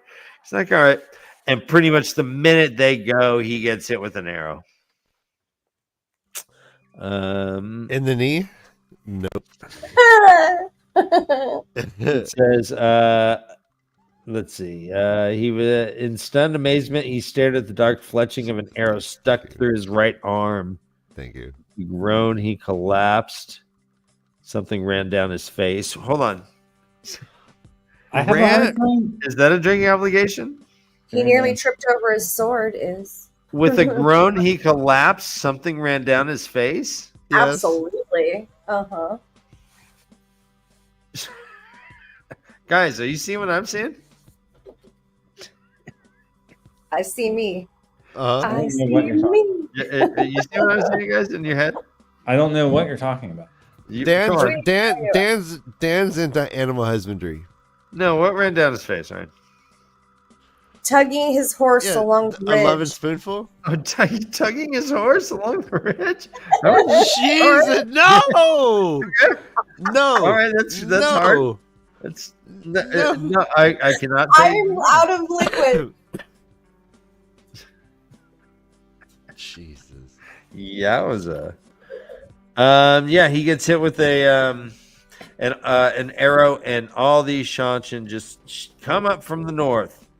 He's like, "Damn it, Weirmon! You said you had the north tight, that a fly couldn't even come in. Yet suddenly, there's all these fucking soldiers." All these fucking soldiers. Aniela, and what's her name? Aili? Hello. Hello. Hello. They're like the two women that were going along with them. They didn't even want to go. They're like, "Do we have to come?" He's like, "Yeah, you gotta come." He's like dying on the ground. They're like, "Well, this is a very interesting situation we got here. You got your knife? Yeah, I got my knife. What are we gonna do?" Bashir comes flying in. He's all, "Oh, I got this!" Jumps off his horse without it even stopping. Some more. Get your ass over here. More heals him. Doesn't do a good job. And in fact, it's kind of interesting that the healing is described as intense burning. While, if I remember correctly, the ice Wait, eye. hold on. Yep, icy hot. Yeah, or icy cold. Yeah. What happened? What's going on? That's right. So, but with the nice Ryan eye, is it's like fingering his going keyboard. into a cold bath Right? or a cold river. They get shivers, all internal shivers. Here it was heat. Waves of heat rushed through Rand, strong enough to make him grunt and send sweat gushing. So that was actually, I underlined that. Make him grunt and send sweat gushing Driving them hard. from every pore. He quivered violently from head to foot. A roast in the oven must have felt that way. Yeah, the Aes Sedai, theirs is cold. Ashamen are hot. What do you know? He quivered violently from head to foot. I have This really highlighted drinking his obligation. Yeah. I'm with you.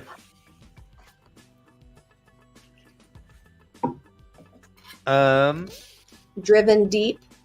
Brother Dan, we are having a nerd off in chat about whether or not what type of infection would kill you if you pulled the arrow through with the fletchling on. And I just want to say I love everyone. And Oh, yeah, I it love our would chat. not be This is- good. Too much time and exposure from the bird. Oh my gosh, that's so funny. No, everyone in chat are better than That's I am. amazing. I love chat so much. I love our chat. They describe how he does snap the fletching off before shoving it through. And he also describes that any bacteria and dirt and stuff would just kind of get pushed out because it's healed from the inside out. So all that stuff just falls. It just falls. Just Falls falls. away. Hot water, not today. Not if you have the one power. Quote, Oh, wait. sharp jerk that brought a gasp to Rand. Oh my god, you took the words out of my mouth. Okay. Wow, I You was say- just you going to say say that exact Give us thing. an ASMR one.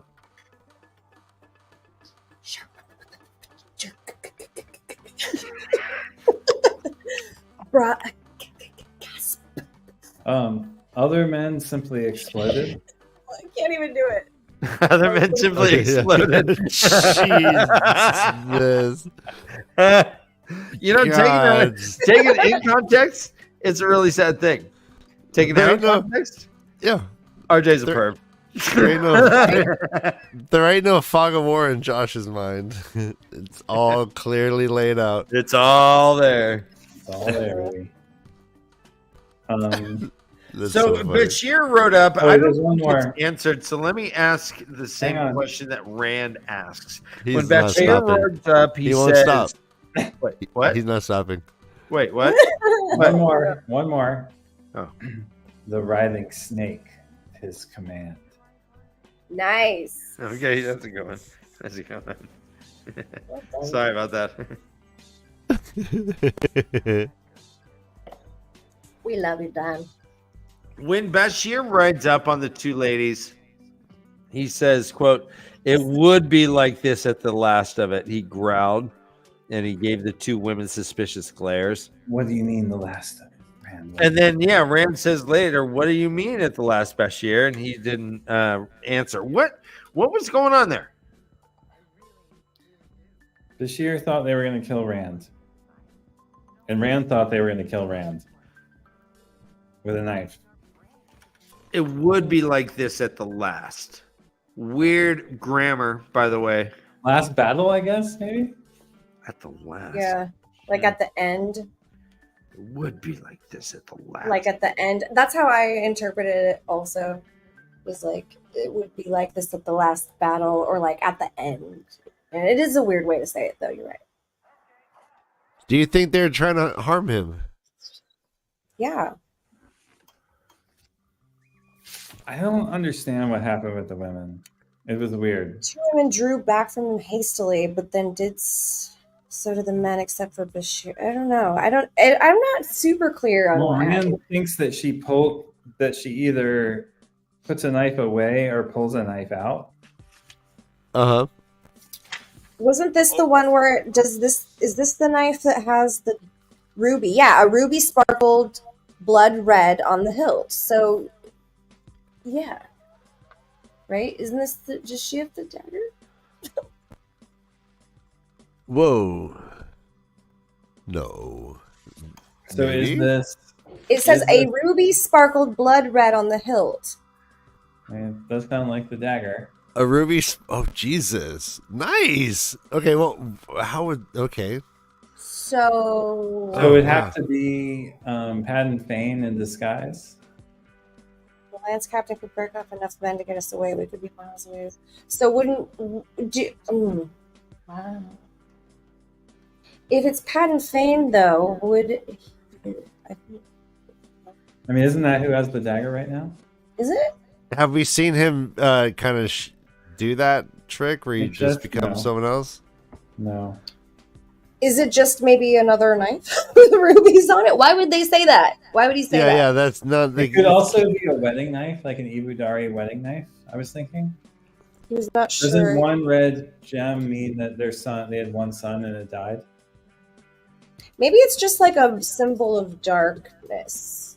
Well, no, remember in What? Ibudar, if you have a red crystal, it means that your child died Oh. on your blade. What the Jesus Christ? Wow. I'm dead. How I'm did you do dead. That's I'm amazing. dead.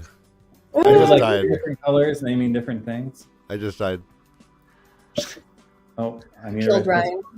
Now Wait, we need, I know I now didn't we need remember that beat. Josh, at all. That's amazing that you remembered that. That's why I think. Like on Ryan. the hilt of the wedding knife, like the colors of the crystals mean different things, right? but are you sure red means your child died, or are you just I pulling that out think of your so. ass? I'm pretty sure. Someone who can do spoilers, look it up. Yeah. Right. Erect. He swayed slightly. Nice. That one just now popped out at me. Every eagle dagger that made some. That All right, yeah. A lot of astute comments. Sometimes the ruby is just a ruby. all right. Ruby and fuck off. I would love if Nolan Garden, can you confirm whether or not somehow the red ruby dagger means your child died, or what? So it seems like people are maybe thinking this is more the wedding knife. Yeah, the wedding Oh. knife, exactly. Yeah. I've always loved the marriage knife. No, McGarden's saying no. The wedding knife it hangs between their breastises, their testicles. Ah, Jessica. Right. Right? They wouldn't carry that at their waist. No. But Rand doesn't know where it was drawn from. He just hears a dagger either sheathed or unsheathed. I mean, I don't think they're sheathing it into their cleavage. I think it just hangs around their neck like on a necklace. Well, I know.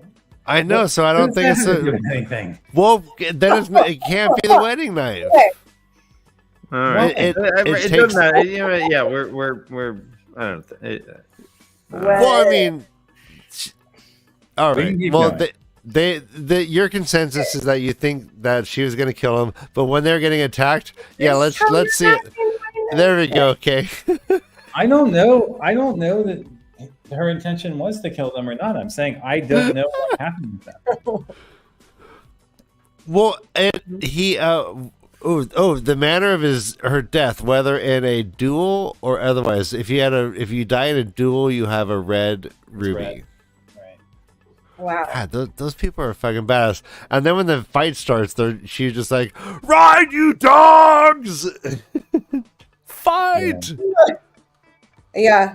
No, I didn't even highlight that part, but that was crazy. Yeah, fight, you dogs! Fight! The willow lady in her silks and laces hurled a string of curses that would have made a wagon's driver's tongue go dry. Hurled a string of curses. Mm-hmm. That would have made a wagon driver's tongue go dry. What does that even mean? Why'd she hurl that? She throwing it at the people as they're fighting? Or... She's saying, "Fight, you dogs! Like Like you the lazy Marines, right? sons of bitches! You get off your asses, you pussy piece of shit!" I don't know. Okay. I'm mother was spitballing a here. goat. I don't know. Yeah. So they all the Shanshin are breaking. They're like, run away. Bashir's like, yep, good job, Rand. That's a pretty fucking great job. Let's head home. Rand's like, was he just mean? Was he though? He's kind of he's like Sam Elliott. Okay. You know, Oh yeah. Rand, I think we should probably hit mosey back on Rand. And Rand's like, no, I'm quote putting an end to the Shanshin once and for all. They're like, what are we gonna go take Abu Dar itself? And he's like, damn, I like the sound of that. Why not take Abu Dar? No one's thinking I'm gonna do that. That's gonna be pretty badass. It's on the southern coast. It's a lot of beaches. It's everyone vacations near that. Yeah, I think I'm gonna take Abu Dar. Yeah, that's unexpected. Bashir, he says, Does anyone's book say so the willow lady and her silks and laces, shouldn't that be willowy? the willow lady. Yeah, mine does say willow lady. Willow lady. The willow lady and her silks. and Weird. laces. It's just weird. It should be the willowy lady. Willow lady. Dude, Harry McDougal just at Yeah, your what door. is a willow lady? It's a willow lady. If your doorbell If you rings go right away, now, go don't away. open it because Harry is gonna smack your face. Who No, is? it's Harriet? Harry McDougal. She was Why? the editor. She was the editor. She would have cut that shit. Right. Willow She doesn't make a lady. mistake. One mistake, not one. She's Not one mistake. She's That's perfect. impressive. So here's Bashir. He forever says, "Quote: Times are you seize the advantage and ride on. Other times you take your winnings and go home. I say it's time to go home."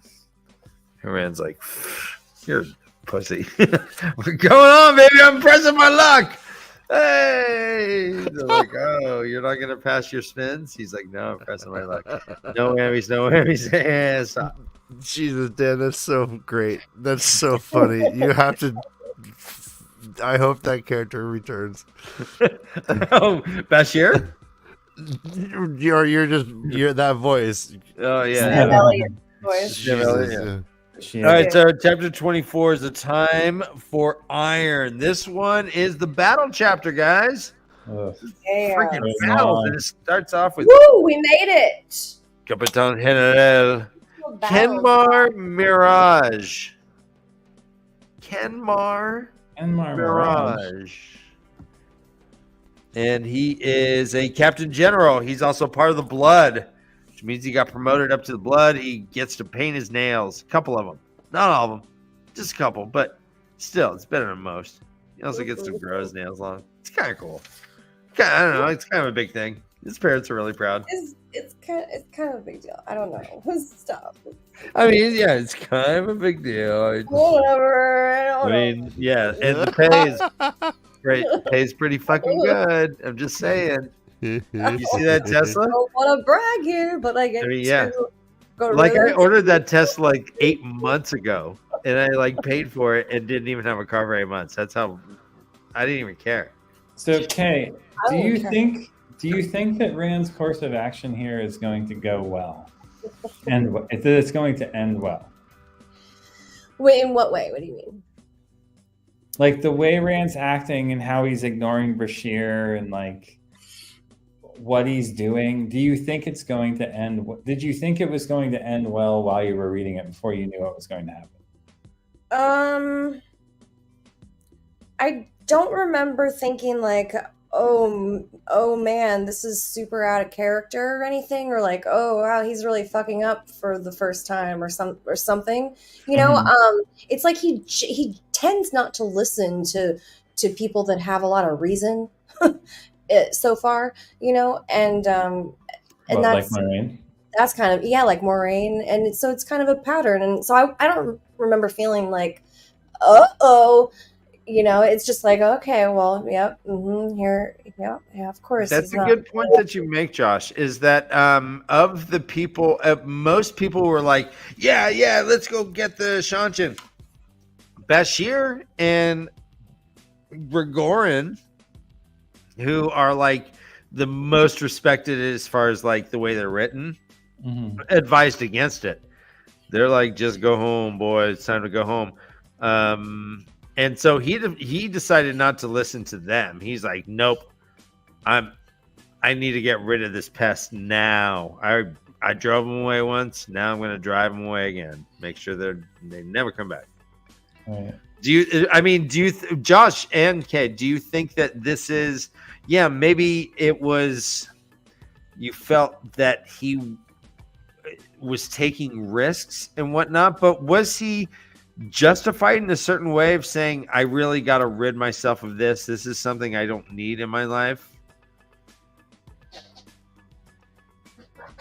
You lost me at the end of that. Like, so considering he needs the White Tower, he doesn't need this invading army coming and taking all the Aes Sedai and doing all this weird stuff. He's like, I'm just gonna I just gotta squash this bug so I can go take care of the Forsaken. Those are my real problems.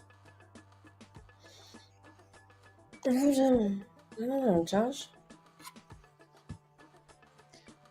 I mean, I think he's going to realize that he has to work with the Shanchan in order to win the last battle. And I think this is something he'll realize eventually, but he hasn't figured out yet. I mean, because we know like the stuff with like Matt, the daughter of the Nine Moons, and blah blah blah. Like, there's a bunch of stuff, and the Shanchan think that they are first off doing it right with women who can channel, right? Basically treating them like men who can channel almost, or not quite as badly as the way they treat men who can channel in Randland, but close. And they see themselves as the legitimate heirs of Lou's, Right. They are the good guys in their story. Right. And apparently they aren't so bad once. Well, maybe this is from the show, but they aren't so bad once they come in and you give their oaths, right? Right. They pretty much just leave you to your will, just as long as you're like, Which feels very much like he's referencing like Islam in like Western Europe, Eastern Europe, in the like 1200, 800 to 1200, right? Like Moorish Empire and like all of this. That's funny, Josh. Right as you said that, my eyes went to a spot that says far too many of those, dotting the whole eastern half of the Veneer Range. Right. Yeah. Nice. Yeah, or it could even we could even maybe even think about like the Soviet bloc per se. And I mean Poland was in the USSR, and I mean Poland specifically their own people, and yet they agreed to obey, await, and serve, I guess, and was in the USSR. Anyways, I see it. Hi, Lady Sarath shows up. It's like, what up, bitches? She does not treat our boy Kenmar very well. She also has Leandrin as a so As his demonic. This is a drinking obligation. Down Leandrin, the Dokavale sank to her knees. All right. Okay. Not a strong one, Dan. Well, it's not consensual. It's just a little obvious. Gotta be out, yeah. A little on the nose. And she's a little sassy. Diaphanous robe. That nice. Right? Uh-huh. So like dark hair, slim in her diaphanous robe. Anyway, what? How do you think she knows all this stuff that she knows? All the numbers and stuff? How does she know better than the people who were there what's going on? She must have a spy, right? Like a spy. Yeah. Yeah, I mean, I feel like that's the only way. They alluded, or they spoke about other spies. I don't remember if it was her or not, but they talked about Rand fears spies, or yes, Luz Theron talks about spies. Yeah, so they know that there are spies all around. Whether or not they're hers or not, it seems like that's the only way she would have information this specific. And the Sanshan commander says something along the lines of like, he had a feeling that Sarath and the blah, blah, blah already had a sense of what was going on here. Right. Which I thought was interesting. Mm-hmm. Mm-hmm. Yeah. She says if they come, they will be perhaps as many as 50 of these grandly named Ashaman, but no more than 5,000 or 6,000 soldiers. Right. Mm-hmm. And then he's like, oh, no wonder. And it says earlier, if they come, Raj, they will come by the ancient art of traveling, and it seems very possible that they will come. She's like, bitch, they can be here like today, like now. No. Get ready to march. Because he thought he had at least 10 to 20 days. He's like, well, they're all going to meet up, I'm sure, and then they got to get over those mountains. So, I don't know. I probably have a good 2 to 3 weeks. Right. Yeah, Josh, she does say, right, I just found it. She does say, I have my sources of information, which I think that's what I was thinking of. Right. Yeah, that she does have like a lot of spies and stuff. We do learn that there is prophecies of the dragon in Shanshan itself. It says the Carathian, the prophecy of the dragon had been known in Shanshan even before Luther Pendragon began the consolidation. In corrupted form, it was said, much different from the pure vision. Their own version of it, basically. Said the Carathian cycle here was corrupted too. Not one mentioned him serving the crystal throne. But they are going under the guise that, quote, that these lands could be reclaimed before Tarmageddon so the Dragon Reborn could win the last battle for the glory of the Empress. May she live forever. So in their head, this is what they're supposed to be doing. the dragon is reborn. Time to reconquer these lands. And... time to reconquer. Mhm.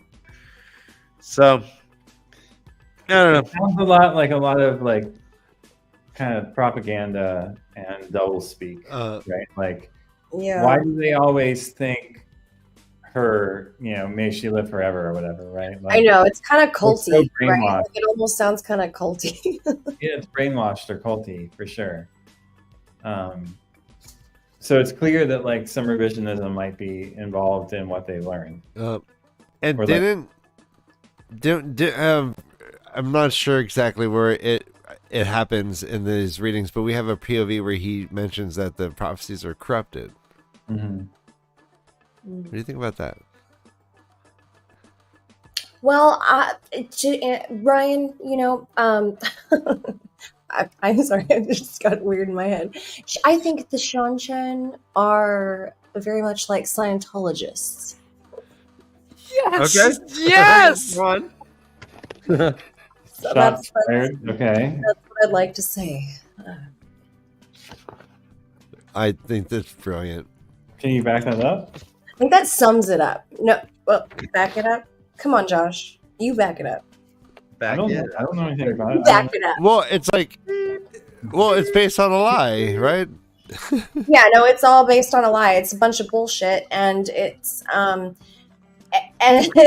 and like there's one person that just has all the answers, and so they're like, here you go, this is the way that it goes, and everybody ignores the trauma that they experience throughout the process of following the ways that they're told to follow, and that are the ways you're supposed to be, and all these things, right? So that's what I'm saying. And plus all the I mean, just to name a couple, yeah. the non-supportives and stuff.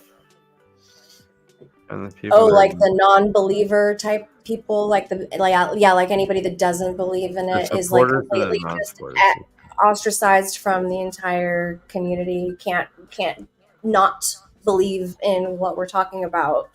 If you don't believe in this, then you can't be part of my family anymore. Well, it's such a weird thing. Kate, to your point, here it says, quote, few easily shook off the awe they felt kneeling before the crystal throne, with the thirst to obey drying their tongues. I wouldn't be surprised if there was crystal thrones in like a bunch of these Scientology places or different religious establishments. Right. Well, there's always like that hierarchy, like you're always like giving up a lot, sacrificing a lot, whatever that might be, to like climb up these ranks that are just arbitrary and invisible. The crystal throne has got to be pretty awesome. Well, the way that is worded, though, again, brings me back to, I thought that was weird phrasing, right? Like, the thirst to obey. You know what that sounds like? Grendel and compulsion. Okay. Yeah. So are all Anshan under a compulsion? Is that why they have to say "May she live forever" in their thoughts when they think about? There's just a lot of weird shit around the Sanshan. Like, I thought it was more belief based, and like it's just such a specific I think every citizen is scarred like North Korea like style. Yeah. Brainwashed, or they're under compulsion is another possibility. I mean, maybe in my head, I went to. It could be both.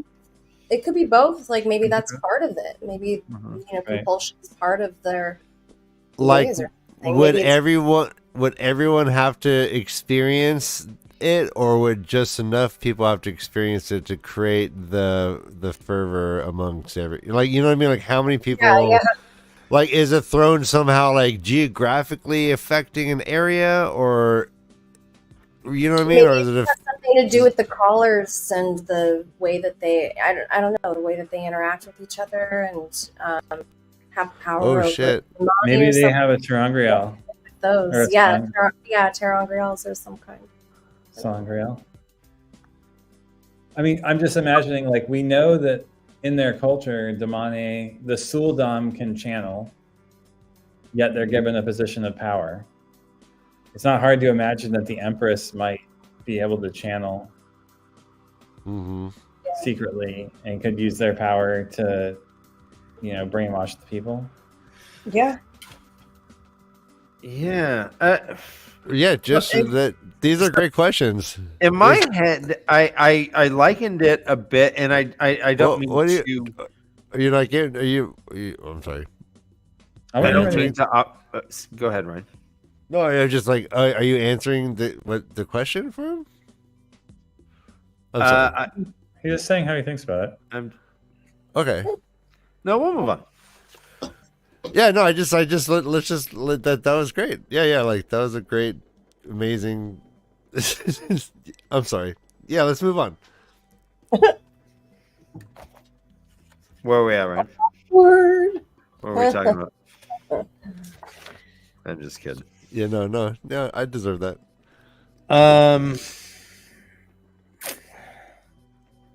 Let me see. This throne shuffled Riley. You just read the quote about the throne and how it makes you thirst, and then he started talking about it. That's where he left off. Right. So he's like, he talked to Sarath. He's like, all right, I need some Damane. I need some Soldam if I'm gonna do this shit. Looks like, if you want me to win, I need the tools. She's like, you got it, baby. Don't worry about it. He's like, all right. They'll be destroyed to the man. Then it jumps to a Rand chapter, and Rand, there's just killing going on, a bunch of killing. He sees about 10 miles from us. There's a good 50,000 men are preparing to march. He says, "That's a lot to. That's enough to kill a lot of us if anybody forgets the plan. No one will forget, though. I'm sure." He's like, "Yep, they're getting into 5 columns." And they're going to try and just kind of do flanks. Bashir's actually the badass here. He's like, yeah, he read up on the Trolloc Wars. He's like, yeah, no, this is what you do when you have a smaller thing. You got to hit them from the flank and then run away. And then hit them from the back and then run away. And then let them chase you, but you already have some guys all set up waiting to fuck them up when they get here. No, you got to do dodgy shit. And Bashir's good at that. Yeah, he is. Dashiva has a conversation with Rand. Dashiva, who is generally just muttering to himself and laughing at weird things and staring off weirdly, seems oddly focused. He storms over to Rand, kind of, and like sets up a barrier so no one can hear him. And he's like, bro, Sidene is fucking weird here. Have you noticed it, bro? It's like, I know it's not alive, but bruh. He says, I feel it clearly here. Sidene is eager. I know Sidene is not alive, but it pulses. It is difficult to control. Difficult to control. And Rand's like, you're just feeling the taint, man. I've been channeling you for way longer than you. Hey, come on, dummy. Welcome to the club, right? Knuckles gives him noogies. Jashiva's like, not deterred. Jashiva's like, he says, Dashiva made no move to obey. He's like, but surely even you can feel it. Feel, man. I don't like strange applied to Sidene, and I don't want to die or be burned out because you're blind. Look at my ward. Look at it.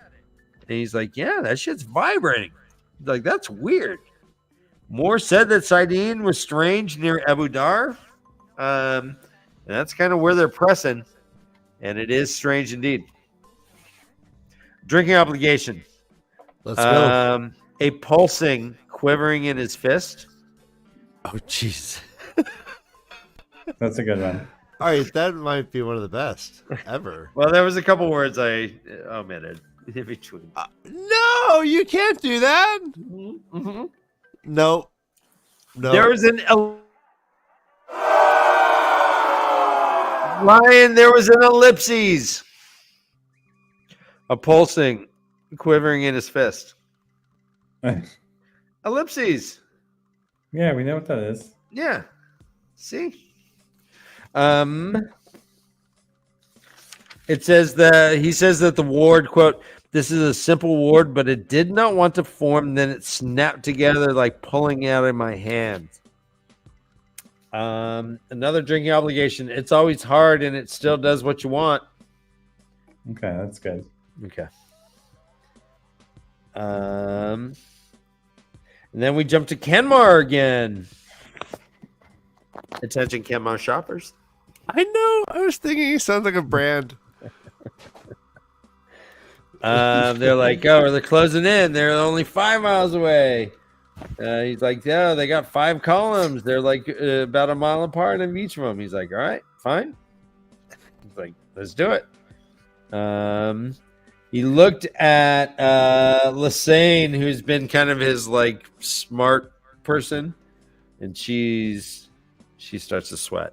So I did think it was interesting that the Shiva never agrees with Rand that he's been channeling longer than him.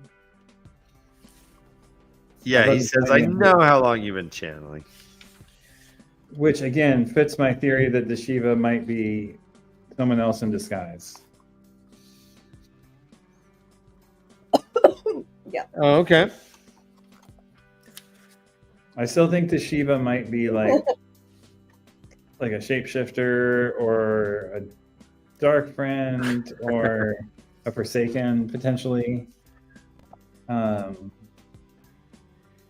He speaks Old Tongue fluently. And there's just been some weird shit. Yeah, he talks to himself. So is he acting crazy or is he crazy? I think he is crazy. I think, but that's just my opinion. I mean, if you were a reborn Forsaken, might you be crazy? I don't know. This is the real first like moment of sustained clarity that we've seen from him. Right. But And maybe it occurs all day. Maybe it's an act so that Rand wouldn't think that he's a Forsaken. I think everybody's crazy though. Because he's been doing it consistently since the beginning when no one else was. The muttering and stuff. Yeah. Mm-hmm. So maybe it's an act. And so why did he break with it today then?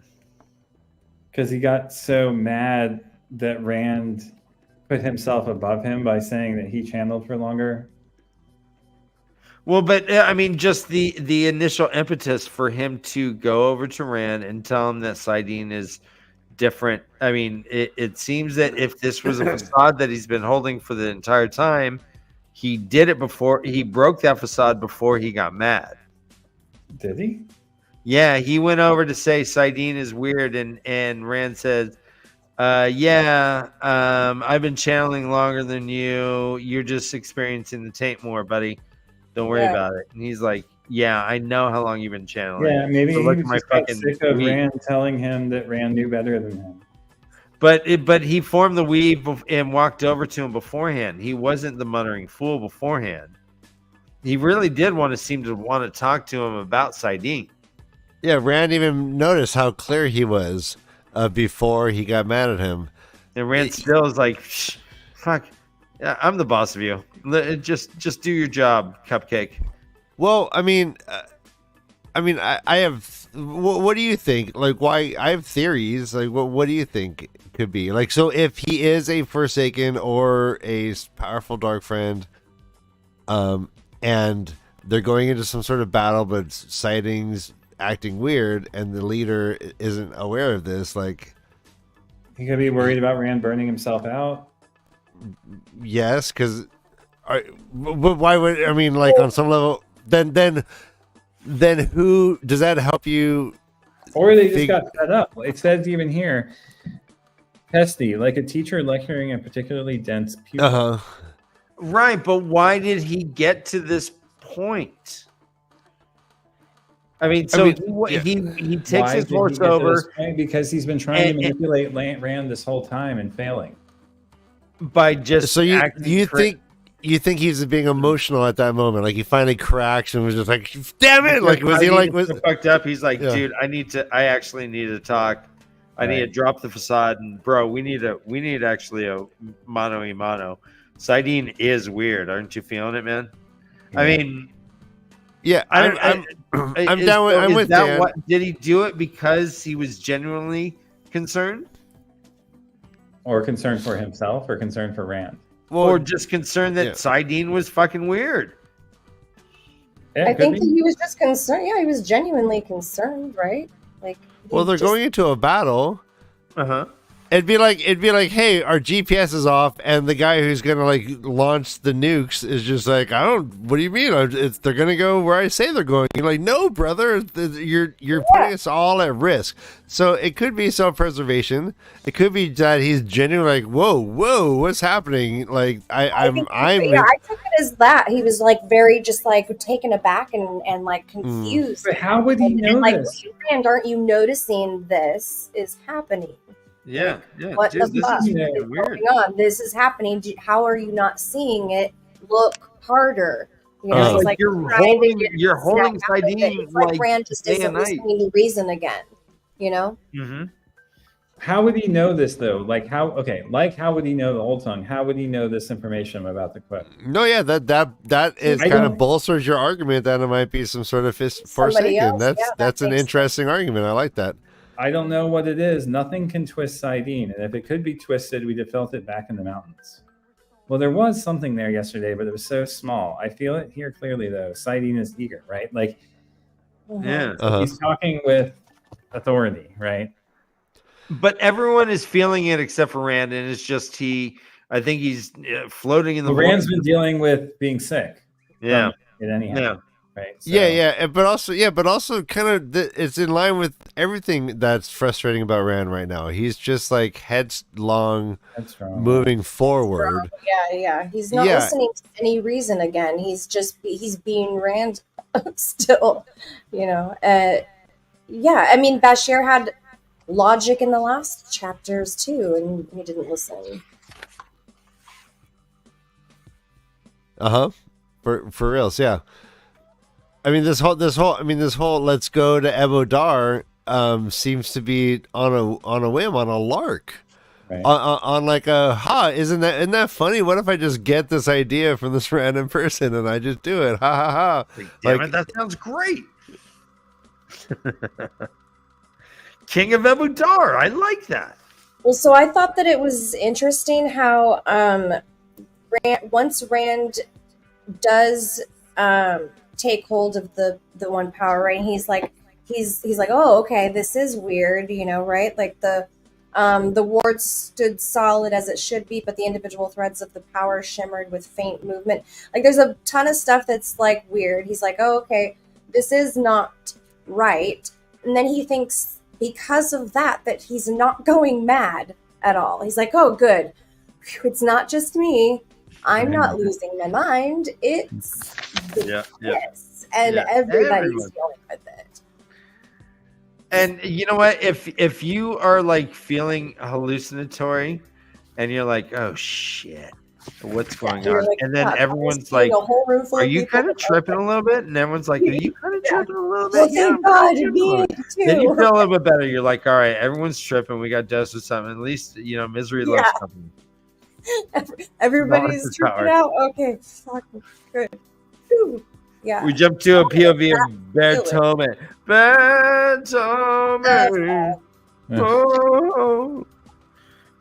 Bertome is a cousin of Colbert. Colbert died. They're like, shit. And everyone's saying, dude, the dragon is just trying to get back at you. They're gonna kill you. They're trying to spark a little rebellion. I don't know what this little POV is actually about.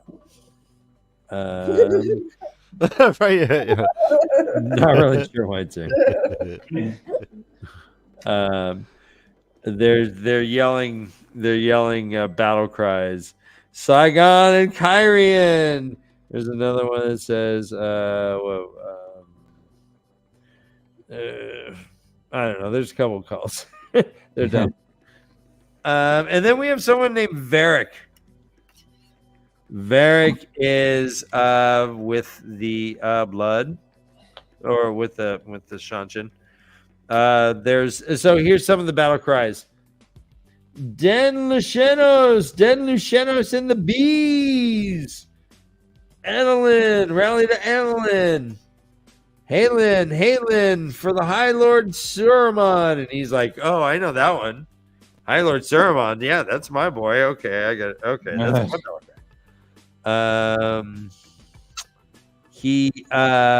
Let's see. He sees all these alternate soldiers just get porcupined with crossbow bolts.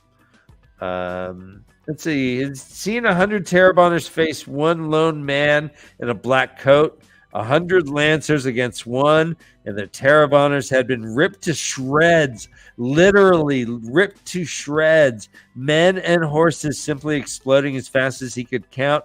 The slaughter had continued after the Terrabonners turned to flee, went on so long as one of them remained in sight. Perhaps it was really no worse than having the ground erupt beneath your feet, but at least Damane usually left enough for you to be buried. Just tearing fools apart. 100 people. That's like Kill Bill shit. Yeah. Is this the first time we've seen the Shanshan fighting with the soldiers of the areas they've taken over? I mean, we've seen it a few times in the last couple chapters, but or heard about it. Heard about it. Okay, yeah.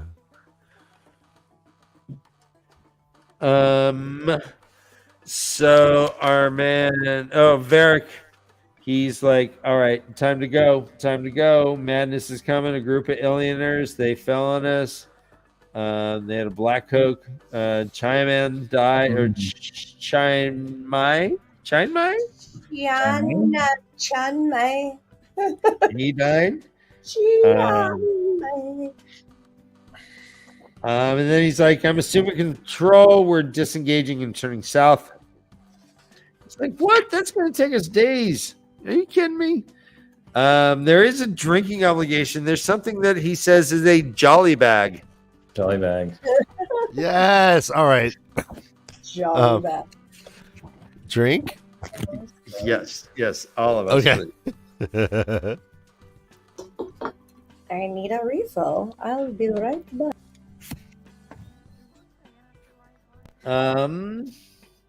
He jerked his sword free. Jerked his sword free. There's another one here that says, men jerked as if he had struck them all with his quirt. What is his quirt, guys? His quirk. Oh, yeah. Well, I mean, like, some It people. was Quirt. You added S. I don't know. It's quirt.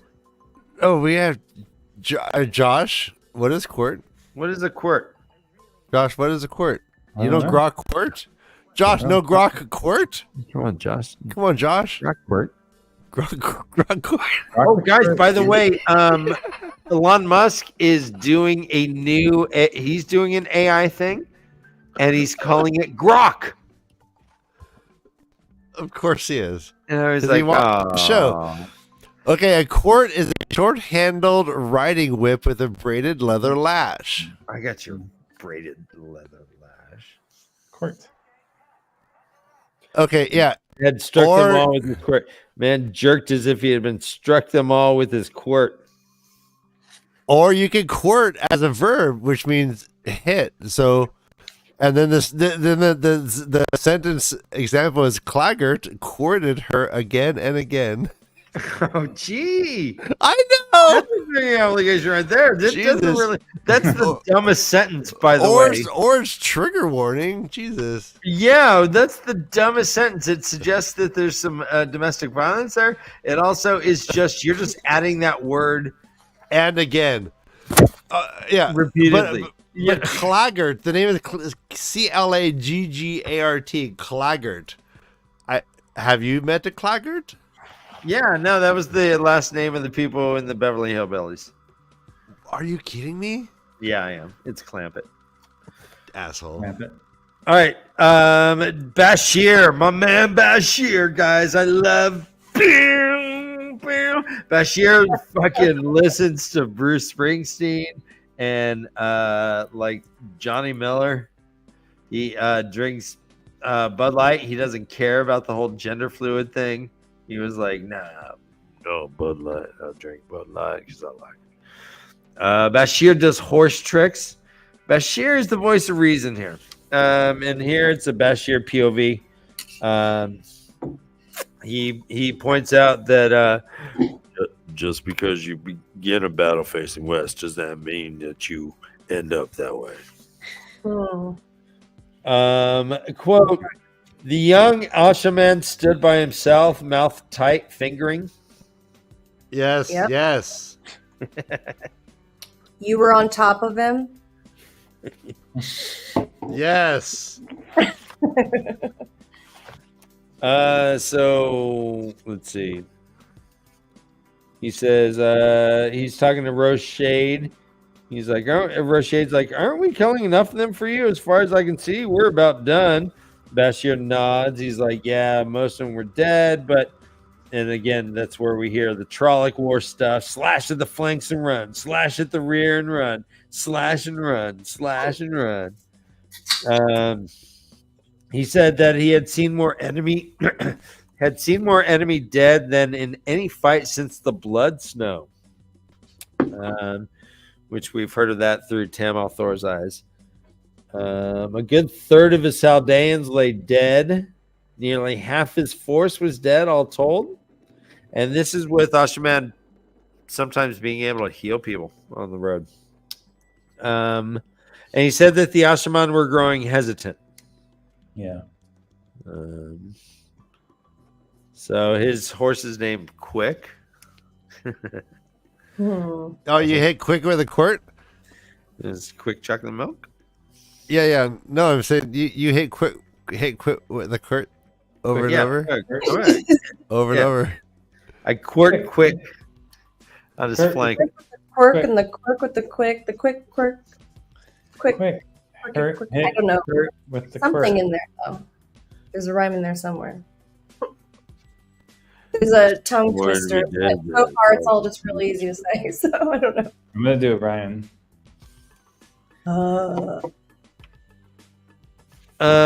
So Rand, we jumped to a Rand POV. He All right. His mouth just he- slightly agape. He is looking at dead people. He's avoiding looking at the women. Everyone's like, yeah, because the Damane are killing all his friends. That's why he hates him so much. He's not even looking at him. But he knows. He knows he's like, fuck, I need to know her name then and put her on the list. So if I don't see it, then she's not on the list. All right, I'm just riding my horse like this. No woman. No dead woman Not out there. looking. Not looking. Not looking. I don't want it. No more list. Apparently Adley fucked up. Adley? People died because of him. Rand tells him to shut up and watch, even though he's like, it was an accident, I swear. So Adley's hanging out with them. He's like, no, Adley can't go hang. It's like a penance. All the other people are down in the woods. Adley has to stay with him. It sucks. He's like, you ever get that when the boss is like, you know what? No. You messed up this report. I'm gonna I want you to stick with me this afternoon. We're gonna work on this together. You're like, Yeah, that sucks. shit. So that's where Adley's at right now. Rand's like, why don't you go? Can you tell me exactly how you benefit fucked from like this- a how day you of got all shadowing. Yeah, go walk me through the steps of how you killed all my people. All right, there's a all right, quote. At her side, Ailey fingered her. Yes. Reigns calmly with no, we don't need that part. I thought "Shut Up and Watch" was a good drinking obligation. Watch. Ryan, what are you doing to this woman? Shut up and watch. Cuckold. Oh, just fucking living my best life. Just living the best life. You know, baby. I like it. Quote, mount back around. Yes. Mount back around. Ooh. How about the carved butt end sticking out to free both hands? I did underline. I broke that up in my thing, so it says, just the butt sticking out. Nice. Butt end sticking out. Okay, you are. I don't know if you're stretching the rules, brother Dan. I don't know. No, how I such liberties be I did it. taken. I did it. I think I started. It was a stretch. So many liberties. The Ryan, rules I are want you- Ryan. strict. We are strict here, brother Dan. Ryan, I want you to bring 2 drinking obligations to the table next week, and then How you about can tell this? me Yeah, right. what I'm doing is wrong. Seriously, Ryan, bring some drinking obligations. Bring 2, Ryan. and then I will listen to you what I should be doing wrong. Nice. Right? Yeah, Right? let's run together. Bring it. Bring it. I think Brian's brain is about to like. I'm so on boil board. over. He's like, oh, my. Look at his face. Yeah. Oh my. Yep. I said what I said. Jesus Christ. Bring Dan, 2. we're going on 3 hours. Bring 2. This is a long one. I will. Gauntlet Throne. This is a long one. 24 was a long chapter. Yes. Yeah, so Bashir rides up to Rand. He's like, no. Rand's like, yeah, I'm just gonna fucking go it. And Bashir's like, don't do it. That plan is no longer valid. He's like, There, thank you.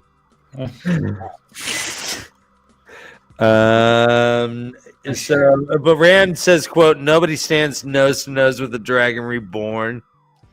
You think I can't surprise him, Bashir? Watch! Let's see if he's surprised by Kalendor, the head of the Dragon Reborn, Bashir.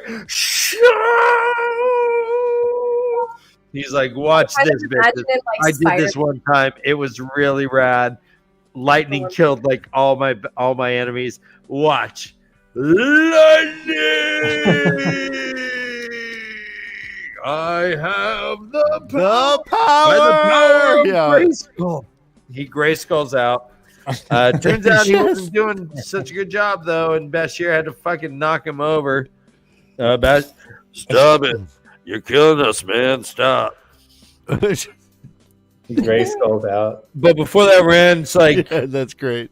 Rand like knocks his own ass down, and he's like, "Come at me! Oh, Yeah, I know. you dare! I am the storm. Come if you dare, Shaitan. I am the Dragon Reborn." And then he gets hit again with lightning, and he's like, What's good? And then Bashir's on top of him saying, "Oh, well, I don't know if he got hit by lightning or just Bashir punching him." Yeah, it turned into like a fight club where he's like fighting himself. He's like, "Don't do it, man. Just tap. Just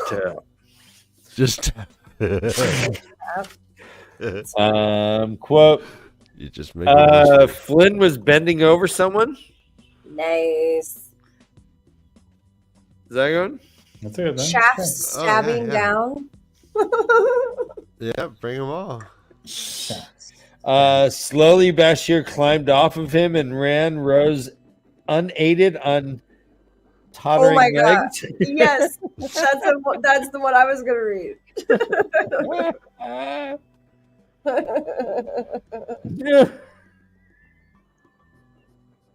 Slowly, Bashir climbed off of him. I love that. You were great, Rand. Eating into his heart. Don't look at me. Don't look at me. Don't look at me. Don't look at me. Don't look at me in the eyes. Rand, why can't I'm just I gonna shake? climb off you. Why can't I get rid of you in my head, Rand? His hand. He was now in that movie. He was in Brokeback. Yeah. What about shoving Kalendor? Bashir Mountain. Bashir Mountain. Red. Judges is shoving Uh-huh. Kalendor a drinking obligation. Is Yeah, of shoving course. calendar? Calendar. Yes. Yeah. Thank you. Yes. I don't know, but actually, really though, how many times is shoving like gonna work out? Like really, just if you think about shoving, I would not say anybody should try to just shove. anything. I mean, like unless you're ever. just unless the line just comes, just shove it in there. Don't Anyways. shove. Unless are So there this like is- ki- But yeah, in is all shoving seriousness, go. just shoving. Okay, can we move on? I'm done. I'm Yeah. off it. This ends with both Rand and the ever glorious army thinking that they have Ooh. been defeated. Rand says, quote, I'm the dragon reborn, but for the first time I've lost. And then Luce Theron snarls up and he's like, I've never been defeated. I am the Lord of the Morning. No one can defeat me. At the same time, we have Abaldar Yulon, and he's like, Mirage, fucking our man Kenmar died. He's staring at the eyes up at the sky. The rain's going to get in it. And he said, for the second time on these shores, the ever victorious army had suffered a devastating defeat. And Yulon did not think he was the only one who wept. So they both thought they lost. I think that probably happens a bit after battles when you lose a lot of people and you're not necessarily gaining ground or whatnot.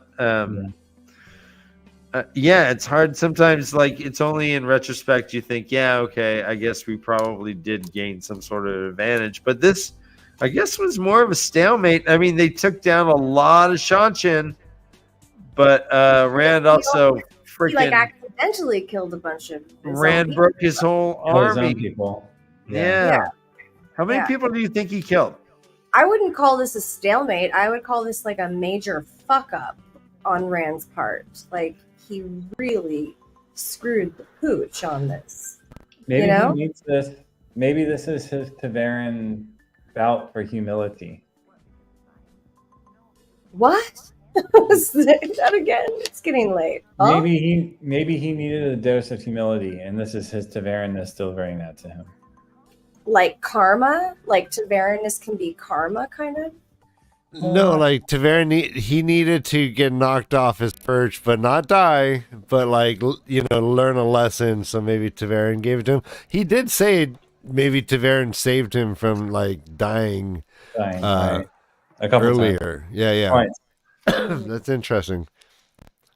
Well, so the part that I loved about this specific thing, that I also thought was interesting, and just like more about the madness situation that Rand is going through, or that I think he's going through.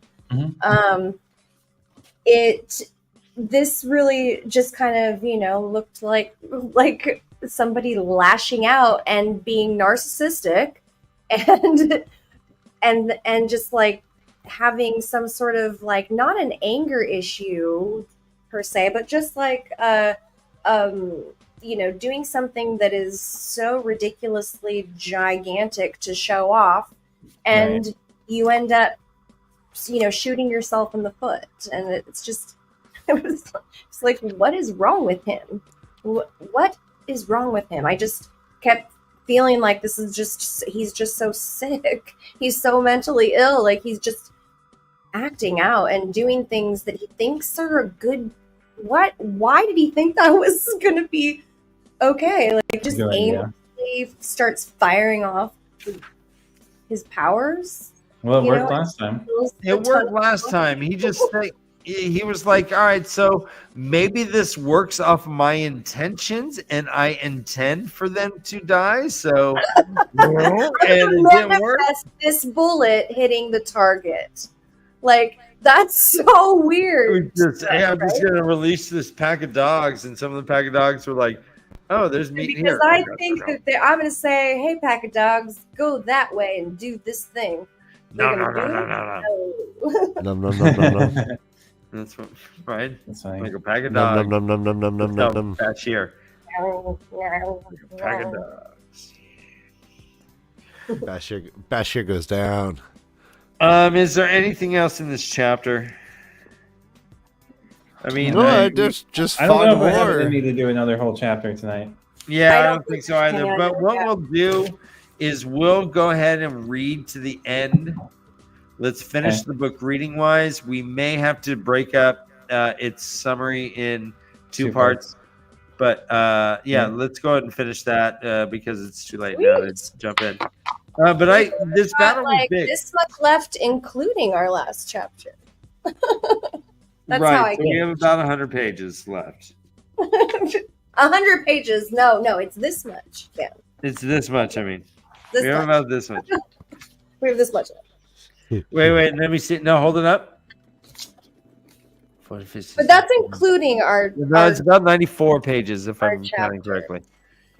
Oh yeah. Okay. Wait. Here. You want me to? Who cares Want me yeah, There you go. Okay. Right. Yeah, about 96. 100 pages. square root of 2 divided by 5. No, we're not So- skipping it. We're gonna try and cover Yeah, it we'll next cover week. it Start with it next week, time. yeah. We won't skip it, although it's just a crappy old dumb Elida chapter. Barb. Last thing I want to say about this chapter, though, Yes, please. I have the part where it says Rand sat in the rain, turning the crown of swords in his hand, looking at Candor lying in the mud. He let loose there in rage. Right? Right. That was the we were talking about. The quote you're talking about. Yeah. So I just, I saw Yeah. it there. Yeah. Yeah. Before we go, I had asked like when, how many times is shoving gonna work out well in bed? Oh, Reese replied almost every time, no. which is you poor which is child. beautiful. Worried for her. No, My but sweet like poor child. the key word is almost. Almost. It's brilliant. Oh, It's like a haiku. Hey babe, hey This babe, is 2 lines. Shove. We know what you mean, Ryan. Hey, want to shove? Right? love you guys. Right, you want to shove? Night, everybody. Night. You want to shove?